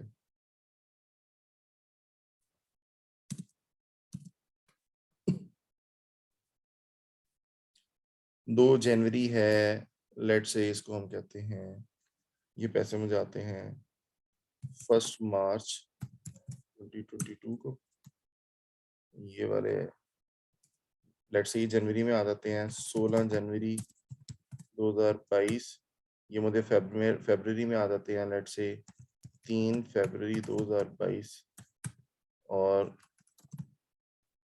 फॉर्मेट में पेश कर रहा हूँ, लेट से ये मुझे आ जाते हैं 6 मार्च 2022 को, ठीक है जी। पेमेंट्स मुझे करनी पड़नी है, लेट से 14 जनवरी 2022 को मैंने पहली पेमेंट की है एक, और मैंने 6 फरवरी 2022 को एक पेमेंट किया, और 23 मार्च 2022 को एक पेमेंट किया। हमारे डाटा में 23 मार्च तक हम जा नहीं थे, इसको हम ले जाते हैं,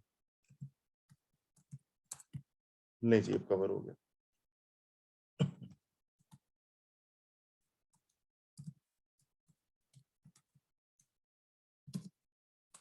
नहीं जी तो लेट्स से मेरा ओपनिंग बैलेंस था इस डेट के ऊपर 2000, ठीक है जी। अब मैं ये चाहता हूँ कि ये मेरी जो रिसीट्स हैं ये खुद ही ऑटोमेटिकली इधर, ये बेसिकली अब लॉजिक एंड कंडीशनल फॉर्मेटिंग दोनों चीजें मिक्स करके सीखेंगे। यूज केस है, मैं आपके साथ शेयर कर रहा हूँ। गैंट चार्ट वाला आप लोगों ने देख लिया, वो भी मोर और लेस कंडीशंस इसी तरह की होंगी जिसकी बेसिस पे वो हाईलाइट हो रहा होता है। सो मैं कहता हूँ जनाब, if this date 2 January is greater than equal to this, तो मुझे दो कंडीशंस देखनी पड़ेंगी। And if 2 January is greater than equal to this और 2 जनवरी इज, ओके हमने तो डेट ही एक लिखी है, इधर आके लगाएंगे। एंड सो 16 जनवरी जो है वो इधर फॉल करती है, ठीक है जी। अच्छा, अब 16 जनवरी को बेसिकली 9 जनवरी में नहीं आना और 16 जनवरी वाले वीक में आना है। इसी तरह 3 फरवरी जो है ये फॉल करती है इसके अंदर, ठीक है, यहाँ पे। सो एक कंडीशन हम बारी बारी लिखते हैं फिर जोड़ लेते हैं, चलो। सो एक कंडीशन है हमारी कि ये 3 फरवरी जो है ये ग्रेटर देन हो इसके, ठीक है जी। अच्छा, दूसरी कंडीशन ये है कि 3 फरवरी जो है वो लेस देन इक्वल टू हो इसके।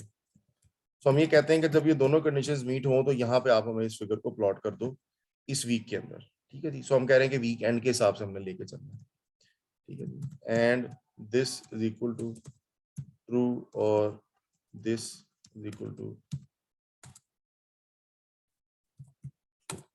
ठीक है जी। सो ये हमारी दोनों कंडीशंस मीट हो जाएंगी, यहाँ पे ट्रू हो रहा होगा। लें जी, अब ये कंडीशंस आप लोगों को समझ आ गई हैं। अब हम कंडीशंस जो है ना वो यहाँ पे मैं लिखता हूँ दोनों इकट्ठी करके। And this is greater than this, दूसरी condition if and 3 February is greater than 3 January and दूसरी condition this date is less than equal to 6 February। अगर ये ट्रू हो तो यहाँ पे 1000 ले, अदरवाइज 0 ले। इस एंड को क्लोज कर दें, value of true value of false, ये 1000 आ गया। एक चीज अब यहाँ पे जो देख करने वाली है वो ये है कि मैं चाहता हूँ कि मैं इस फॉर्मूला को सबके ऊपर पेस्ट कर दूं, ठीक है जी। सारे ये जितने भी मेरा जहाँ जहाँ पे मेरी फिगर्स आनी है ना, जो मेरी रेंज है डेटा की, मैं यहाँ पे सबके ऊपर इसको पेस्ट करना चाहता हूँ। सो B9 जो है उसके अंदर से मुझे कॉलम को फिक्स करना पड़ेगा। H2 मैं ये नहीं चाहता कि जब मैं नीचे वाली पेमेंट्स के ऊपर पेस्ट करूँ उसको जाकर, तो ये 30 जनवरी की जो डेट वाली रो है ये मैं यहाँ से मैं रो को फिक्स करता हूँ। B9 से मैं दोबारा कॉलम को फिक्स करता हूँ। I2 मैंने रो को फिक्स किया और वैल्यूज मैंने कॉलम सी में लिखी नहीं है, चाहे मैं जहां पे भी जाकर फॉर्मूला पेश करूं तो सी कॉलम को भी मैंने ही लाना चाहता।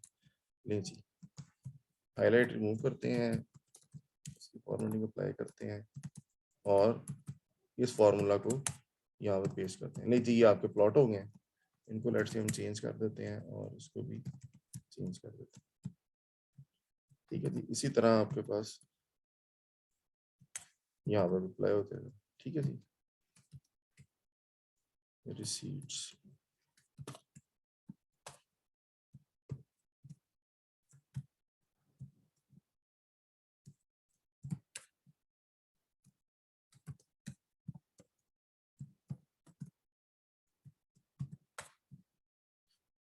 लें जी, क्लोजिंग बैलेंस निकाल लें आप। So opening plus receipt plus ये पेमेंट, ये मेरा क्लोजिंग बैलेंस, और इस वीक का ओपनिंग इधर से आएगा। ले जी, ये मेरे पास कैश फ्लो फोरकास्ट बन गया, जो मैंने कंडीशंस की बेस पे यहाँ पे चीजें प्लॉट की हैं। इसको आप मजीद कॉम्प्लेक्स लेवल पे भी लेके जा सकते हैं। ये मैंने बड़ी ही सिंपल लेवल पे आपसे शेयर किया है। ऑब्वियसली आपके ऑर्गेनाइजेशन का जो भी स्पेशल यूज है उसके मुताबिक आपको डिजाइन करनी पड़ेगी। तो ये मेरे पास जो क्लोजिंग बैलेंसेस आ रहे हैं, लेट्स से मैं यहाँ पे 8,000, अब मैंने यहाँ पे उसको कहा जनाब हाईलाइट सेल्स लेस देन 0, या आप ये भी कर सकते हैं कि यहाँ पे मैंने कलर स्केल अप्लाई कर दिया। नहीं थी, सो अब मैं फौरन पता लग रहा है कि भाई मेरे पास यहाँ पे डेफिसिट आ रहा है। ठीक है, so मैंने इसको अरेंज करना है। यहाँ पे लेट से मैं अपनी फाइनेंसिंग या लोन्स डाल देता हूँ, फिर एक और मेरे पास आफ्टर दैट बैलेंस आ जाएगा जिसको मैं कैरी करवा लूंगा ऊपर। ठीक है जी, ये क्लियर होगी जी सबको कि हमने ये कंडीशन कैसे लगाई है इस डाटा को प्लॉट करने के लिए, और कंडीशनल फॉर्मेटिंग हमने बाद में यूज किया उसके लिए। जैन है, आबिद है, हिना है, प्लीज बता दें।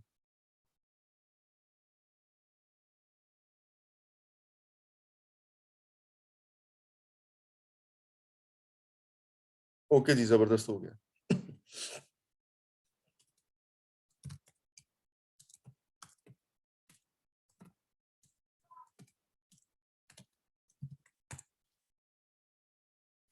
ले जी,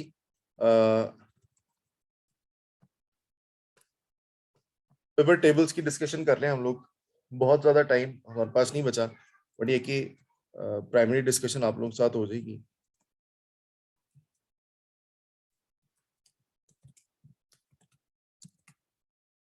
ले जी, सो मेरे पास हम सेल्स की एग्जांपल लेके चल रहे हैं पिवट टेबल के लिए। आपके पास कोई एक्सपेंसेस भी हो सकते हैं, कोई ट्रायल बैलेंसेस हो सकते हैं, आपके पास एम्प्लॉयज का सैलरी का डाटा हो सकता है, सो बट परचेजेस हो सकती हैं, प्रोडक्शन का डाटा कुछ भी हो सकता है, बट मैं आपके साथ सेल्स की एग्जांपल लेके चलने लगा। और ये आपने सबने बहुत ध्यान से सुनना है, बहुत ही जबरदस्त टूल है। इतनी जगह पे आपका ये टाइम सेव करेगा, और बहुत सारे यूज केसेस हैं डाटा की समरी बनाने के लिए, उसके ऊपर फौरन से रिजल्ट्स देखने के लिए, रिपोर्ट्स बनाने के लिए, डाटा को एनालाइज करने के लिए, उसका एनालिसिस करने के लिए बहुत ही जबरदस्त टूल है, बहुत अच्छा टूल है। सो लेट्स से मेरे पास सीरियल आ गया जनाब 1 एंड +1।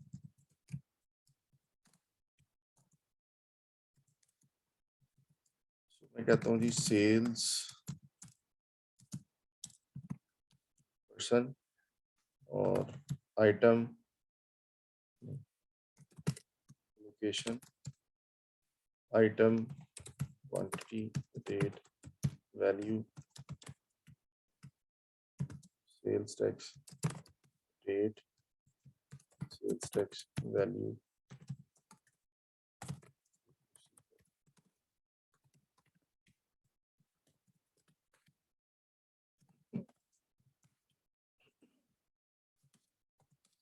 नहीं जी। सो मैं ये करने लगा हूँ कि मैं डाटा बड़ा बनाना चाहता हूँ, सो इस वजह से मैं यहाँ से यूज कर लेता हूँ। सो नाम आ गया था हमारे पास, आबिद, हिना, हमाद, जैन, ये नाम आ गए।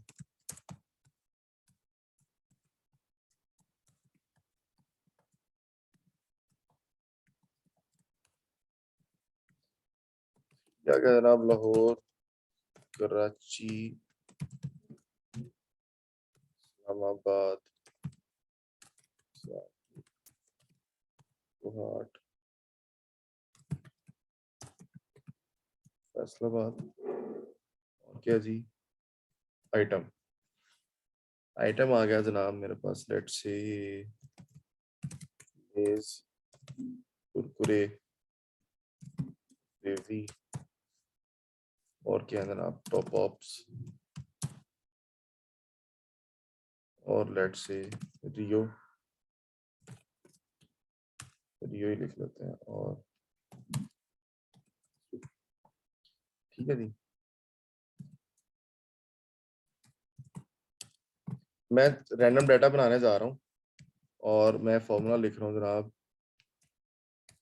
वी लुकअप रैंड बिटवीन 1 से 6।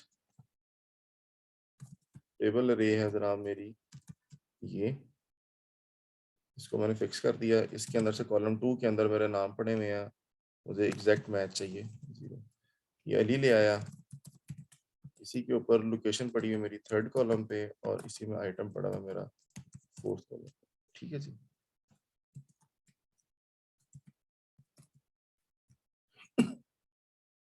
इसको लेट से मैं 400 रोज के ऊपर कॉपी पेस्ट कर देता हूँ। ये मेरे पास रैंडम डाटा जनरेट हो गया। ठीक है जी, क्वांटिटी भी हम रैंडम कर लेते हैं, रेट्स हम डिफाइन कर लेते हैं। यहाँ पे लेज लेट से 10 रुपए का है, कुरकुरे लेट से 15 रुपए का, वीवी 20 का, टॉप अप लेट से 5 रुपए के, रियो 25 का, जोपर भी 25 का।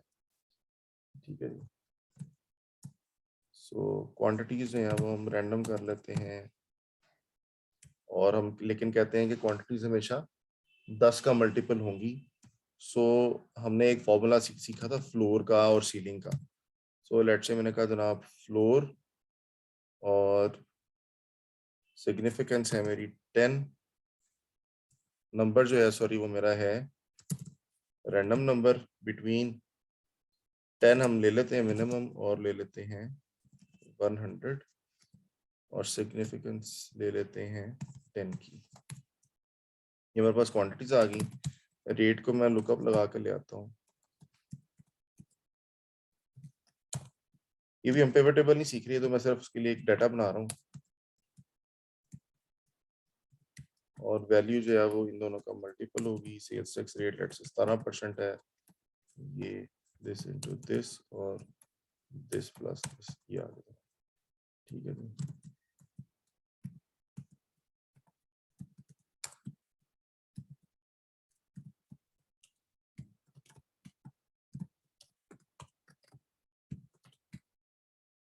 ले जी ये डाटा बन गया और ये मैंने इनकी वैल्यूज पेस्ट कर दी। सो इसको हम छोटा करके देखते हैं। ले जी ये मेरे पास डाटा बन गया 400 रोज के अंदर मेरे पास सेल्स का डाटा पड़ा। ठीक है जी,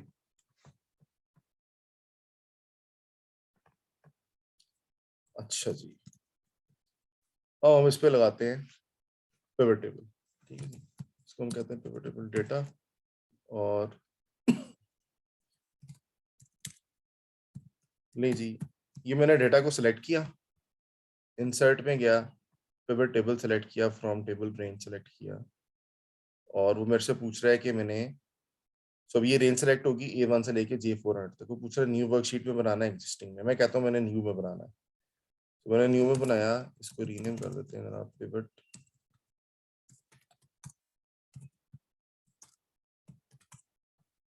ले जी। सो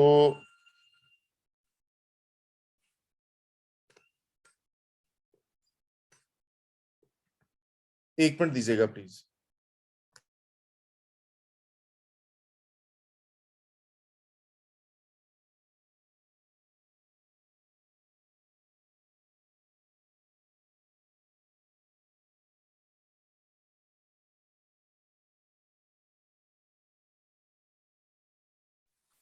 ले जी सो पिवट टेबल फील्ड्स आ रही है हमारे पास, इसको मैं यहाँ से उठाकर बाहर ले आता हूँ ताकि हमें ज्यादा क्लियर नजर आए। इसको आप दोबारा भी यहाँ पे जोड़ सकते हैं, ये दोबारा जुड़ गया, इसको मैं लेकिन उठा के फिलहाल बाहर लेके आ रहा हूँ।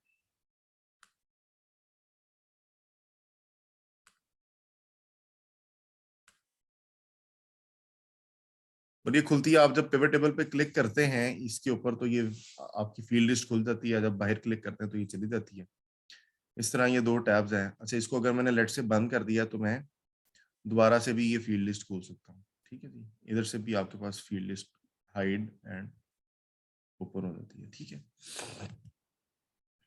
अच्छा जी, सो आप देख सकते हैं कि जो आपकी कॉलम हेडिंग्स थी यहाँ पे सारी, serial number, sales person, location, item, etcetera etcetera, ये यहाँ पर आपके पास आनी शुरू हो गई हैं, ठीक है जी, एज फील्ड्स। इनको आप फील्ड्स कह सकते हैं या इनको डायमेंशन भी कह सकते हैं। सो हमारे डेटा की डिफरेंट डायमेंशंस हैं या डेटा की डिफरेंट फील्ड्स हैं जिनको हम यूज कर सकते हैं, ठीक है जी। अच्छा, अब इन फील्ड्स को मेरे पास ड्रैग एंड ड्रॉप करने के लिए 4 किस्म की ऑप्शंस हैं। एक फिल्टर है, एक कॉलम है, एक रो है और एक वैल्यूज है, ठीक है जी। सो फॉर एग्जांपल ये लोकेशन को मैंने उठाया और रोज में ड्रॉप कर दिया। सो ये देखें, ये रोज के अंदर मेरे पास लोकेशन के अंदर जितनी भी लोकेशंस थी वो विदाउट रिपीट हुए एक दफा डुप्लीकेट्स रिमूव होके वो एक दफा मुझे नजर आना शुरू हो गया, ठीक है। इसको मैं कॉलम से भी लेके जा सकता हूँ, ये मुझे कॉलम्स में नजर आना शुरू हो गया। सो लेट से इसको भी मैं यहाँ पर रखता हूँ और मैं कहता हूँ कि क्वांटिटीज को उठा के मैं वैल्यूज में फेंक देता हूँ, ठीक है जी। जी आई एम वेरी सॉरी, मुझे 1 मिनट चाहिए प्लीज।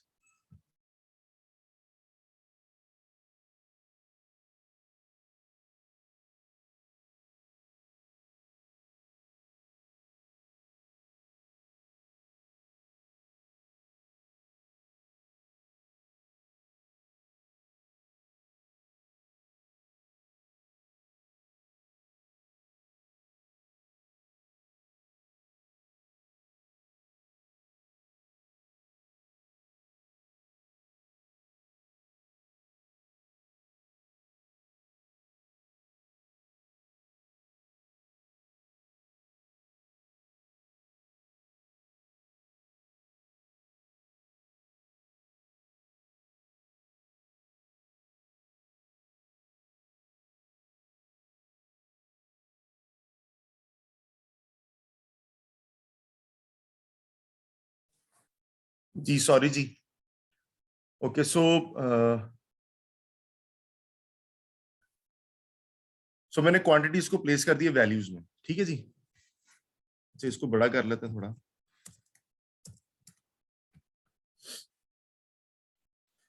अच्छा जी। अच्छा, आपने जब ये पहली दफा इसको वैल्यूज में कोई चीज ऐड की है ना, उसी वक्त आपने इसकी फॉर्मेटिंग कर लेनी है, कॉमे लगा लिया आपने। तो बाद में आप जब चेंज भी करते रहेंगे ना, तो आपकी ये फॉर्मेटिंग जो है वो प्रिजर्व रहेगी, चेंज नहीं होगी बार बार। अच्छा जी, सो मेरे पास क्वांटिटीज की समरी बन गई है। फैसलाबाद, इस्लामाबाद, कराची, कुहाड़, सारी लोकेशंस आ गई हैं और बाय डिफॉल्ट ये अल्फाबेटिकली सॉर्टेड है।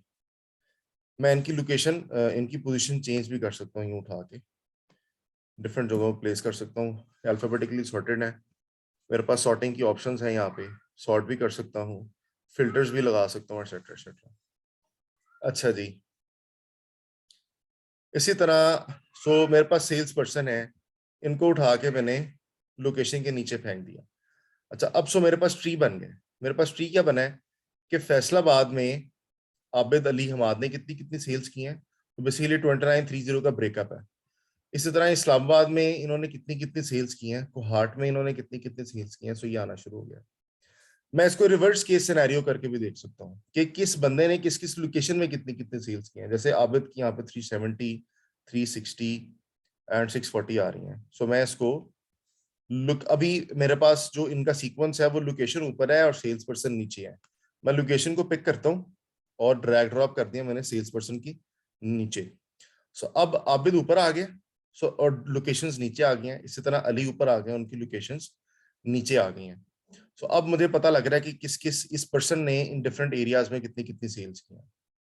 अच्छा, what I can also do is कि ये डेटा अभी चल रहा है मेरे ट्री की फॉर्म में, ठीक है, ट्री की फॉर्म में चल रहा है। इसको उठाकर मैं सेल्स पर्सन को कॉलम से फेंक देता हूँ। सो ये देखें, इतनी जल्दी जो है वो मेरी मैट्रिक्स बन गई है और मुझे डेटा अपना मैट्रिक्स के अंदर नजर आना शुरू हो गया, ठीक है। अच्छा जी, और आप एक और चीज भी देख सकते हैं कि अब हमने जो सेल फॉर्मेटिंग पहली दफा जब हमने वैल्यू ऐड की थी उस वक्त जो कर ली थी वो सारी की सारी प्रिजर्व्ड है। मैं मैट्रिक्स बनाता हूँ या ट्रीज बनाता हूँ, ब्रांचेस बनाता हूँ, मेरी जो फॉर्मेटिंग है कॉमे वाली वो बिल्कुल भी खराब नहीं हो रही। ठीक है जी।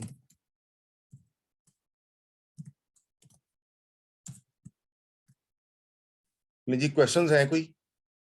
यहाँ तक क्लियर है सबको? जी जी ठीक है। ओके। अच्छा जी, सो लेट्स से हम वापस आते हैं और हम कहते हैं हमने इसको इस तरह से देखना है, और मैं डिजाइन में जाता हूँ। सब टोटल्स को मैं कहता हूँ मुझे ना दिखाओ, सब टोटल्स मुझे बॉटम ऑफ द ग्रुप दिखा दो, पहले ऊपर आ रहे थे और टॉप के ऊपर दिखा दो। ठीक है, इसी तरह रिपोर्ट लेआउट है, कॉम्पैक्ट फॉर्म है जो आपको भी नजर आ रही है, आउटलाइन फॉर्म है। सो ये अब ट्री जो है वो थोड़ा सा आगे चला गया है अगले कॉलम के अंदर। ठीक है जी, और इसी तरह एक है टेबुलर फॉर्म। मुझे पर्सनली टेबुलर फॉर्म सबसे ज्यादा अपील करती है, क्योंकि डेटा आपका डिफरेंट कॉलम्स में इस तरह से स्प्लिट हो जाता है और सब टोटल उसके नीचे आना शुरू हो जाते हैं। डिजाइन में आप जाकर डिफरेंट स्टाइल चूज कर सकते हैं। ठीक है, तो आपके सब टोटल्स फॉरन हाईलाइट हो जाएंगे, आपको नजर आना शुरू हो जाएंगे। ग्रैंड टोटल्स जो हैं वो मुझे देखने हैं नहीं देखने, ये मेरी मर्जी है। फॉर एग्जांपल सेल्स पर्सन हमने यहाँ पे रखा, सो अब मेरे पास दो किस्म के ग्रैंड टोटल्स आ रहे हैं अभी। एक ग्रैंड टोटल आ रहे हैं मेरे पास ये कॉलम्स के, और एक ग्रैंड टोटल्स आ रहे हैं मेरे पास ये रोज के। तो बेसिकली ये वाले ग्रैंड टोटल्स जो हैं ये मुझे बता रहे हैं फैसलाबाद, ये वाले फैसलाबाद, इस्लामाबाद, कराची के अंदर क्या हुआ है, और ये मुझे बता रहे हैं कि जैन का क्या टोटल है, रजा का, हिना का, हमाद का क्या क्या टोटल है। सो ग्रैंड टोटल्स मैं चाहता हूँ ऑफ हो जाएं फॉर रोज एंड कॉलम्स, किसी के भी ना नजर आए। ठीक है सर, ग्रैंड टोटल्स मैं चाहता हूँ सिर्फ रोज के लिए ऑन हो जाएं या सिर्फ कॉलम्स के लिए ऑन हो जाएं या दोनों के लिए ऑन हो जाएं। ठीक है जी, सो ये मेरे पास ऑप्शन है। अच्छा जी, स्टाइल्स मैंने आपको बता दिए हैं, आप डिजाइन चूज कर सकते हैं। यहाँ पे ये डार्क वाले पड़े हुए हैं, ये मीडियम वाले हैं, ये लाइट वाले हैं, आपको जो भी अच्छा लगता है आप यूज करें। जी जैन बताएं। अच्छा ये चलिए, ये तो आप फॉर्मेटिंग और वो डिजाइन्स में दिखा रहे हैं। मुझे एक चीज इसमें बताइएगा, जैसे पिवट टेबल आपने इंसर्ट किया है, अब मैं देखना चाह रहा हूँ आबिद और अली का कंपैरिजन, यानी कि आबिद और अली ने फैसलाबाद में किसकी सेल इंक्रीज थी और कितनी परसेंट से या कितने से नंबर्स में इंक्रीज है। तो आप फॉर्मूला लगाते हैं यहाँ पे ना, वो ड्रैग नहीं होता पिवट टेबल के ऊपर ना। ओके, मैं बता देता हूँ आपको। उसके दो तरीके हैं, वो हम डिस्कस कर लेते हैं, अभी मैं आ रहा हूँ उस तरफ तो हम उस पर आ जाते हैं। अच्छा, अच्छा the insert a blank line after each item, ये देखें। सो ये लेट से मैं यहाँ पे लेकर आया और ये देखें, अब ये एक बॉक्स के बाद यहाँ पे ये ब्लैंक लाइन बन गई है। इसको मैं रिमूव भी कर सकता हूँ और ब्लैंक लाइंस ऐड भी कर सकता हूँ अपने डाटा को स्प्लिट करने के लिए। अच्छा जी, इसी तरह ये आइटम लेवल चल रहे हैं फैसलाबाद और ये वाले, मैं अगर इनको रिपीट करवाना चाहता हूँ तो मैं रिपीट भी कर सकता हूँ, और अगर मैंने रिपीट नहीं करने तो मेरी मर्जी है, मैं उनको रिपीट ना करवाऊँ।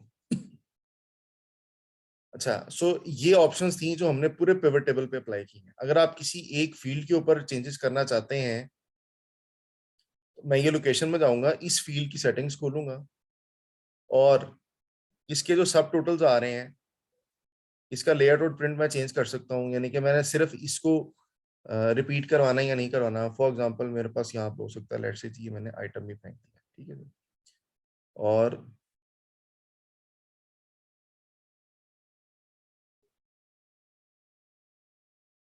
मैं ये चाहता हूँ कि ये फैसलाबाद रिपीट हो जाए लेकिन ये आबिद वाले ना हो। ठीक है जी, तो मैं यहाँ पे खोल के इसको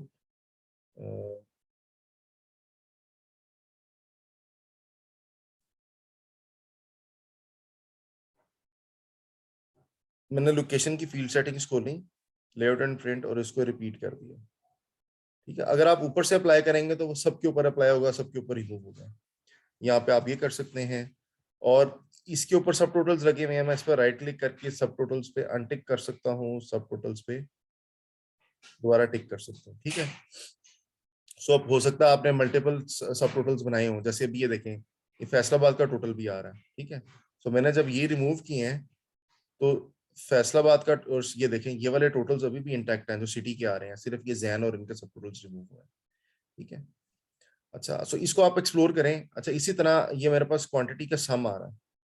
ठीक है, मैं ये भी कर सकता हूँ कि मैं इसका काउंट देख लूँ, इसकी एवरेज देख लूँ, मैक्सिमम और मिनिमम देख लूँ। ठीक है, और बाकी फिर ये स्टैटिस्टिकल चीजें हैं, स्टैंडर्ड डेविएशन वगैरह एटसेट्रा एटसेट्रा, सो ये चीजें मैं देख सकता हूँ। अच्छा, अब सो मेरे पास ये आगे जनाब क्वांटिटी, मैं आइटम को फिलहाल रिमूव कर रहा हूँ और इस तरह से इसको हम देखते हैं, इसको थोड़ा सा जूम आउट करते हैं। लें जी, सो मैंने क्वांटिटी ऐड की है, मैं यहाँ पे रेट भी ऐड कर सकता हूँ। अच्छा, अब रेट जब मैं ऐड करूंगा तो रेट की सम करूं? नहीं, सम तो नहीं होनी चाहिए रेट की, सो रेट की एवरेज करें। अच्छा, अब रेट की जो एवरेज है वो क्या होगी कि, अच्छा वो ये करेगा कि इधर जितनी भी वैल्यूज पड़ी हैं उन सब की एवरेज कर देगा। ठीक है, सो आबिद में, सॉरी, फैसलाबाद देख रहे हैं हम लोग पहले। फैसलाबाद के अंदर लेट्स से आबिद हैं और ये रेट्स आ रहे हैं इनके, सो ये 140 है। ठीक है, और ये 8 है, सो 140 डिवाइडेड बाय 8, 17.5 या 18 उसने यहाँ पे दिखाना शुरू कर दिया। ठीक है जी, जो कि सही नहीं है। अच्छा, वो कैसे सही नहीं है, ये मैंने वैल्यू ऐड की, तो असल में एवरेज क्या होनी चाहिए, 6750 डिवाइड बाय 370, ये 18.24 होनी चाहिए एवरेज। ठीक है, सो 17.5 तो एवरेज नहीं है, सो मैं इस डेटा की वैल्यूज के ऊपर एवरेज नहीं करवा सकता, मुझे एवरेज करवानी है यहाँ पे 6750 डिवाइड हो 370 के साथ, मुझे ये एवरेज चाहिए। ठीक है, अच्छा, इसका क्या तरीका है, मैं इस एवरेज को रिमूव करता हूँ। मैं पिवट टेबल एनालाइज करने गया, फील्ड आइटम्स एंड सेट्स हैं, इसमें कैलकुलेटेड फील्ड है।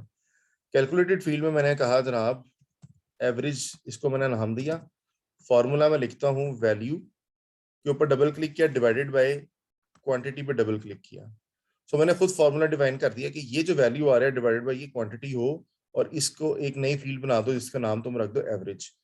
मैं ओके करता हूँ, ये उसने मुझे एवरेज देना शुरू कर दिया। ठीक है जी, इसको मैं उठाकर इधर ले जाता हूँ दरमियान में, और ये देखें, सो ये 18.24 आ रही है। ठीक है, इसको पूरा भी चेक कर लेते हैं।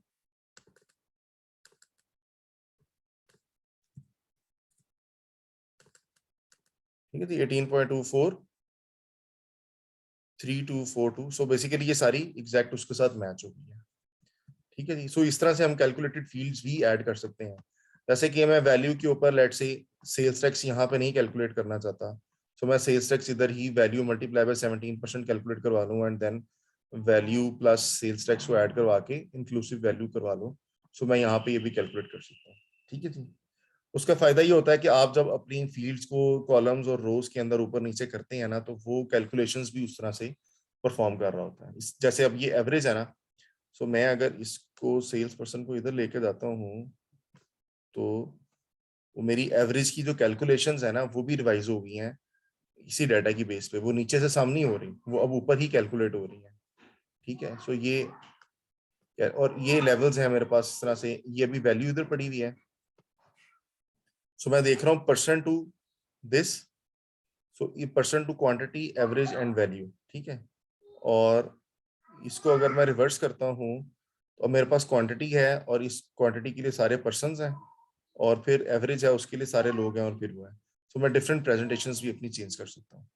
अच्छा, मैं जब ये आबिद पे लेकर आता हूँ तो ये आपको एक छोटा सा एरो नजर आ रहा है यहाँ पे, जो कि नीचे की तरफ है। जब मैं इस पे क्लिक करता हूँ तो सारे आबिद हाईलाइट हो जाते हैं, हमाद पे क्लिक करता हूँ तो सारे हमाद हाईलाइट हो जाते हैं। ठीक है, इसी तरह जब मैं इधर हूँ तो तब भी ये इसी तरह हाईलाइट हो रही है। अच्छा, ये लोकेशन के केस में भी ऐसे होगा, कि मैंने फैसलाबाद को क्लिक किया तो ये सारे, सो ये बेसिकली इस एरो का ऑब्जेक्टिव ये होता है, ये आपके डेटा की सिलेक्शन करने के लिए और उसको समझने के लिए। सो मुझे इधर से ढूंढना नहीं पड़ रहा कोहॉर्ट कहाँ पे लिखा हुआ है, मैं ये कर रहा हूँ। मैं जब ये सिलेक्ट किया हुआ है तो मैं इसके कलर्स भी चेंज कर सकता हूँ, ठीक है। सो मैंने सिलेक्ट हुए हैं सारे ऑलरेडी, मैं उसको हाईलाइट कर लूँ, ठीक है जी। सो मैंने 2 डेटा सेट्स को स्टडी करना चाहता, इस्लामाबाद और कोहॉर्ट को, मैंने इनको डिफरेंट कलर जो साइन किए। सो अब मैं देख रहा हूँ, अच्छा यहाँ पे ये इतना है, यहाँ पे ये इतना इतना इतना, ठीक है। सो आप फौरन इसको वो कर सकते हैं। अच्छा जी, इसके अंदर कंडीशनल फॉर्मेटिंग भी अप्लाई हो जाती है। सो मैंने ये सिलेक्ट किया, कंडीशनल फॉर्मेटिंग में गया और मैंने कहा कि फॉर एग्जांपल लेट्स से हम ग्रेडियंट फिल करते हैं, कलर स्केल्स लगाते हैं, लेट्स से ये वाला। जब मैंने ये अप्लाई किया ना, तो मेरी सब टोटल्स की लाइन को भी उसने इंक्लूड कर लिया, ठीक है। मुझे ये नहीं इंक्लूड करनी क्योंकि ये रिलेटिव होना शुरू हो गया, सब टोटल का मेरे लिए कोई मीनिंग नहीं है। तो मैं उसको बताता हूँ, ये एक नीचे छोटा सा बॉक्स आया, apply formatting rule to selected cells, all cells showing sum of values, all cells showing sum of values for locations, ठीक है जी। सो मुझे लोकेशंस वाली वैल्यूज के लिए चाहिए, सम ऑफ वैल्यूज वाली के लिए नहीं चाहिए, सारी सम्स के लिए नहीं चाहिए, सिर्फ लोकेशंस वाले के लिए चाहिए। सो अब कंडीशनल फॉर्मेटिंग जो है वो इन सब टोटल्स के ऊपर अप्लाई नहीं हुई, रादर ये सेल, फिर ये सेल, फिर ये सेल, इन सब के ऊपर अप्लाई हुई है।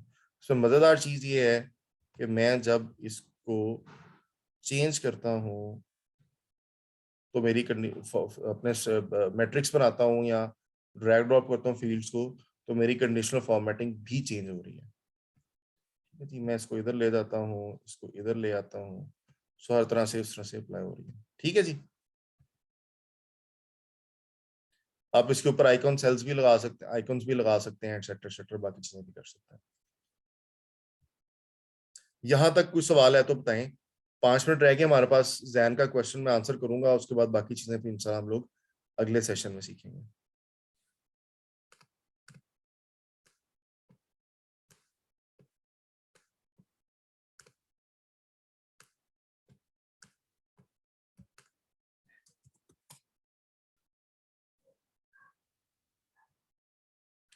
ओके जी। सो जैन का क्वेश्चन ये है कि जैन ने कंपेयर करना है कि सेल्स पर्सन ने डिफरेंट लोकेशंस में किस तरह से परफॉर्म किया है, ठीक है जी।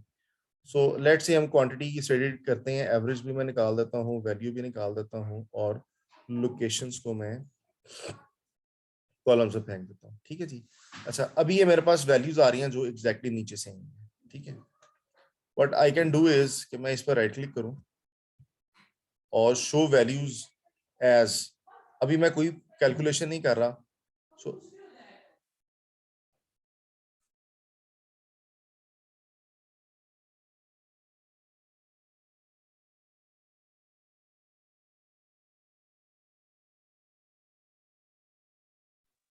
जी सॉरी, अच्छा जी। सो अभी मैं ये देख रहा हूँ शो वैल्यूज एज, ठीक है जी।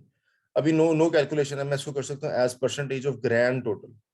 तो ये सारी वैल्यूज इस 100, ये 100% बन गई, इनकी परसेंटेज बन गई, ठीक है जी। Show values as percentage of column total, so 100% ये बन गई है, इन सबकी इंडिविजुअल परसेंटेजेस असाइन हो गई सबकी, ठीक है जी। Show values as percentage of row total, ठीक है जी। सो आबिद ने किसकी सिटी में कितने कितने परसेंट सेल्स किए हैं as compare to his own grand total, ठीक है जी। So show values as percentage of base item, आप डिफाइन कर सकते हैं अपनी मर्जी से, सेल्स पर्सन और लोकेशन, और उसका बेस आइटम कौन है, ठीक है जी। अच्छा, इसी तरह show values as percentage of parent total, ये कैसे होगा, ये देखें, ये मैंने लोकेशन यहाँ पे रखी और अब ये इसका पेरेंट जो है वो फैसलाबाद है, इस इन सब का पेरेंट इस्लामाबाद है, ठीक है। अच्छा, और लेट से यहाँ पे हम आइटम भी ले आते हैं, ठीक है जी। Show values as percentage of parent column total.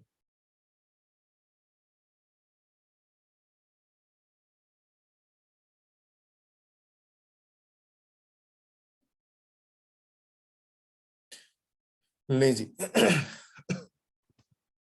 सो अब क्या हो रहा है, फैसलाबाद इटसेल्फ 14% है और 100% आपका पड़ा हुआ है ये नीचे, ठीक है जी। सो इसमें से सियालकोट 19% है, इस 19% के अंदर ये बाकी सारे टूटे में हैं, ठीक है जी। सो ये 20 है, ये 12 है, सो इन सबको मिला के सियालकोट का 100% हो जाएगा, जो कि टोटल डेटा सेट का 19% है, ठीक है जी। अच्छा जी, सो अब जो जैन बेसिकली पूछ रहे थे उसके ऊपर में आ जाते हैं। आप यहाँ पे रैंकिंग भी कर सकते हैं या आपको ट्राई करनी चाहिए डिफरेंट ऑप्शन यहाँ पे, ठीक है जी। सो परसेंटेजेस नहीं हम करते, हम कहते हैं शो वैल्यूज, नो कैलकुलेशन, और सेल्स पर्सन इधर फेंके। और ये देखें अब जो रिपोर्ट हमारे सामने आ गई है, फैसलाबाद में क्या क्या आइटम्स हैं और किस किस बंदे ने कितने कितने सेल किए, ठीक है। अच्छा, ये मेरे पास ब्लैंक्स आ रही हैं, मैं राइट क्लिक करके पिवट टेबल ऑप्शंस में क्या और कहा कि फॉर एम्प्टी सेल्स, इनकी जगह पे डॉट लगा दो या डैश लगा दो, जो भी मैंने लगाना है मैं वो देख सकता हूँ। ये देखिए इनकी जगह पे ये जीरोस आ गए, आपने डैशेस लगानी है डैशेस लगा रहे हैं, जो भी आपने लगाना है, ठीक है जी। अच्छा जी, ये जी आइटम मैं निकाल देता हूँ, डेटा हमारा सिंप्लीफाई हो गया है और मैं कहता हूँ राइट क्लिक किया, शो वैल्यूज एज, यहाँ पे आ रहा है जी डिफरेंस फ्रॉम, ठीक है जी।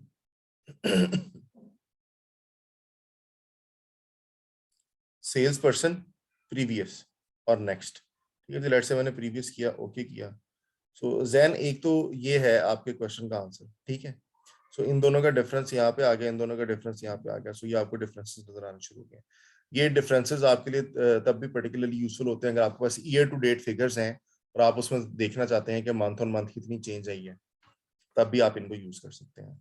अच्छा, सो जो दूसरा तरीका होगा जो जैन कह रहे थे वो ये होगा, sorry,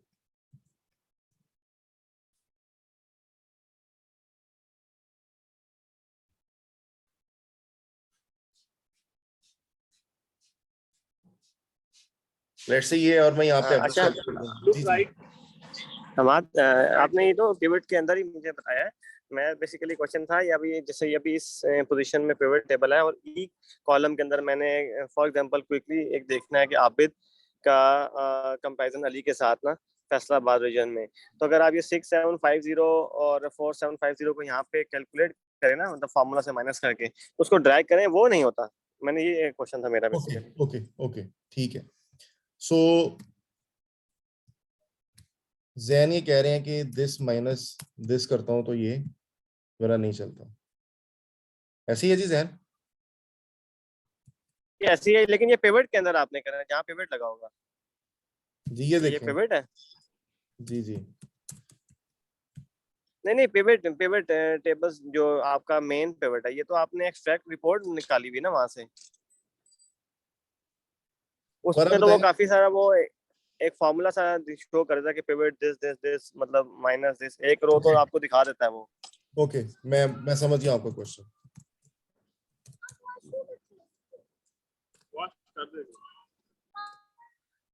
ठीक है जी, आप ये कह रहे हैं कि आप जब ये पिक करना चाहते हैं, यार ये क्यों नहीं पिक कर रहा?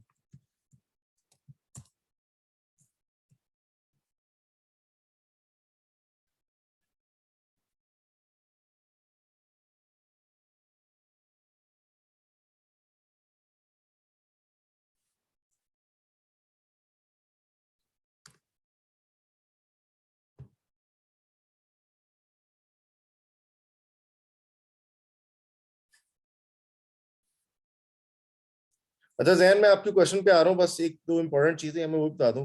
अच्छा, यहाँ से ना आप ये माइनस का ओके साइन आ रहा है, इसको आप कोलैप्स भी कर सकते हैं, ठीक है जी। ये मैंने कोलैप्स कर दिए हैं। मेरे पास ऑप्शन है, मैं यहाँ से एक्सपैंड कोलैप्स ऑल भी कर सकता हूँ, एक्सपैंड एंटायर फील्ड किया, ये सारे खुल गए हैं, और यहाँ से मैंने किया collapse entire field, sorry, collapse entire field, so ये सारे जुड़ गए, ठीक है। अच्छा, इसी तरह मैंने अगर इसके ऊपर मैं डबल क्लिक करता हूं तो वो मुझे ये बता रहा है कि इस ये किन किन वैल्यू से मिलकर ये बनी हुई है, ठीक है। अच्छा, और एक चीज हम देख लेते हैं कि इसमें से मेरे पास ये मैं लोकेशन को ले जाता हूँ फिल्टर में, और यहाँ पे मेरे पास ये आ गई है, ठीक है जी। अच्छा, अब मैं गया पिवट टेबल एनालाइज में, और यहाँ पे ये मैंने फिल्टर में ऐड किया, ठीक है जी। सो फिल्टर में ऐड करके आप यहाँ से, मैं कहता हूँ जिस मैंने सिर्फ फैसलाबाद देखना है, ठीक है जी। अच्छा, अब एक है ये फिल्टर्स, ठीक है। सो एक मॉडर्न फिल्टर्स आए हैं, या कह लें कि ज्यादा खूबसूरत और एलिगेंट फिल्टर्स हैं, जो कि इनको जिनको हम कहते हैं स्लाइसर्स। मैंने स्लाइसर ऐड किया और मैंने कहा जी लोकेशन पे स्लाइसर ऐड करना है, ठीक है। सो मेरे पास इस तरह से ये एक बॉक्स आ गया, और मैं इधर से इस्लामाबाद पे क्लिक करता हूँ, इस्लामाबाद हो गया, कराची पे करता हूँ तो कराची है। तो बेसिकली ये फिल्टर्स हैं जिनकी स्लाइसर्स बन गए हैं, सो ये डेटा को स्लाइस कर रहे हैं और आपकी क्लिक्स के ऊपर आपका डेटा चेंज हो रहा है। सो हम जब डैशबोर्डिंग में जाएंगे पिवट टेबल की, तब भी हम इसको डिस्कस करेंगे कि पिवट टेबल से डैशबोर्ड्स किस तरह बनाए जाते हैं, तो उसके अंदर भी हम ये यूज करेंगे। मल्टीपल अगर आपने सेलेक्ट करने हैं तो मल्टी सेलेक्ट ऑन करें, और आप अब कोहाट और इस्लामाबाद को देख रहे हैं और लाहौर को देख रहे हैं, और अब आप उसको रिमूव करना है तो ये सारे आ गए हैं, सिर्फ एक को देखना तो ये एक आ गया। इसी तरह आपका जो फिल्टर्स हैं इसके अंदर लेट से मैं स्लाइसर ऐड करता हूँ एक और, पिवट टेबल एनालाइज में गया, इंसर्ट स्लाइसर, और मैंने कहा आइटम, ठीक है जी, ओके। और इसका कलर हम लेट से येलो कर लेते हैं।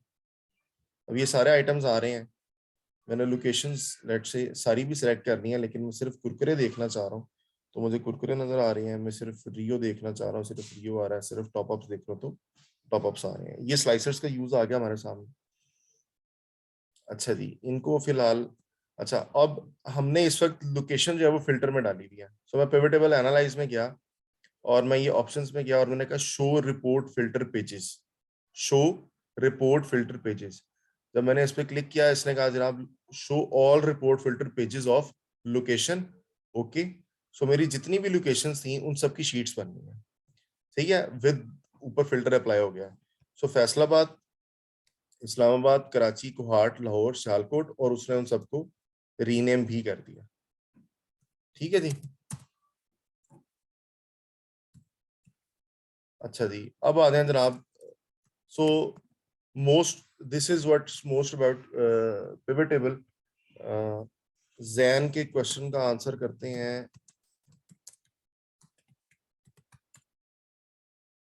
लोकेशन एंड वैल्यू, और क्यों नहीं कर रहा है यार।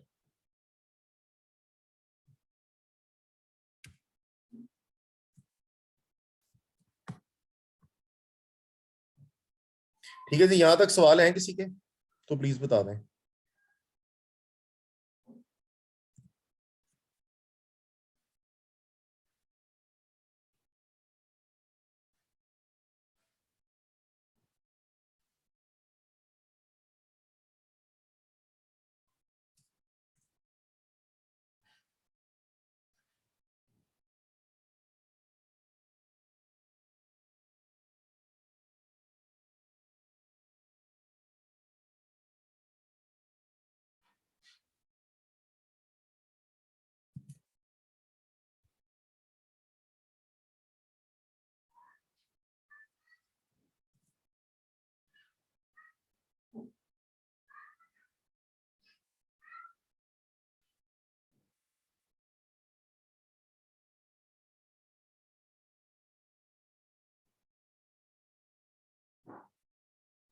ओके जी, और किसी का कोई क्वेश्चन नहीं है?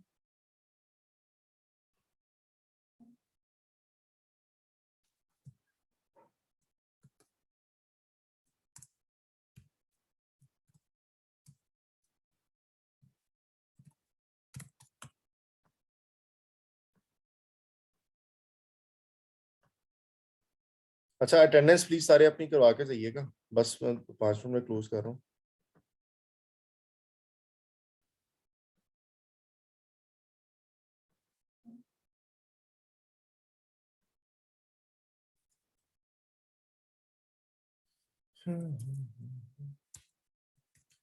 जैन, मैं एट द मोमेंट आपके क्वेश्चन का शायद आंसर नहीं कर पाऊंगा। उसकी वजह ये है कि एक स्ट्रेंज बिहेवियर मेरा पिवट टेबल शो कर रहा है, जो कि वो पिवट वाला, वो जो गेट डाटा फ्रॉम पिवट, ये गेट पिवट डाटा ना, ये वाला वो जी जी जी जी फॉर्मूला ही नहीं बिल्कुल बना ये रहा। आ जाता है, जी वो बना बिल्कुल नहीं ये आ रहा। जाता है।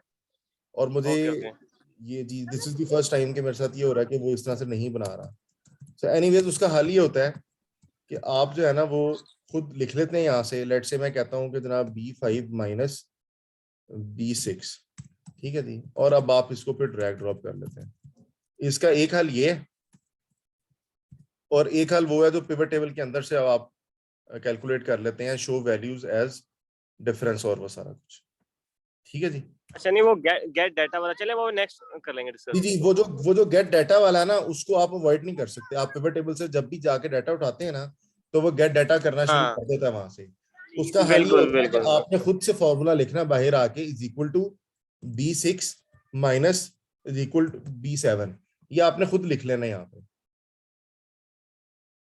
ठीक है, चलें ठीक हो गया। ये आप ये रिलेटिव होता है, वो रिलेटिव नहीं होता, वो एब्सोल्यूट फॉर्मूला होता है जो पिवट टेबल खुद उठाता है। इस वजह से वो चेंज नहीं होता, क्योंकि उसमें डॉलर्स लगे होते हैं सारे, हाँ ठीक जी है। बिल्कुल और उसने फिक्स किया होता है कि मैंने इस पिवट टेबल की, इस रो की, इस इस्लामाबाद की फील्ड के इस कॉलम को जाके मैं उठा रहा हूँ, इसके अलावा मैंने किसी को नहीं उठाना। तो वो डायनामिक नहीं होता, ये डायनामिक है, ठीक है। ठीक है, ठीक होगा ठीक होगा।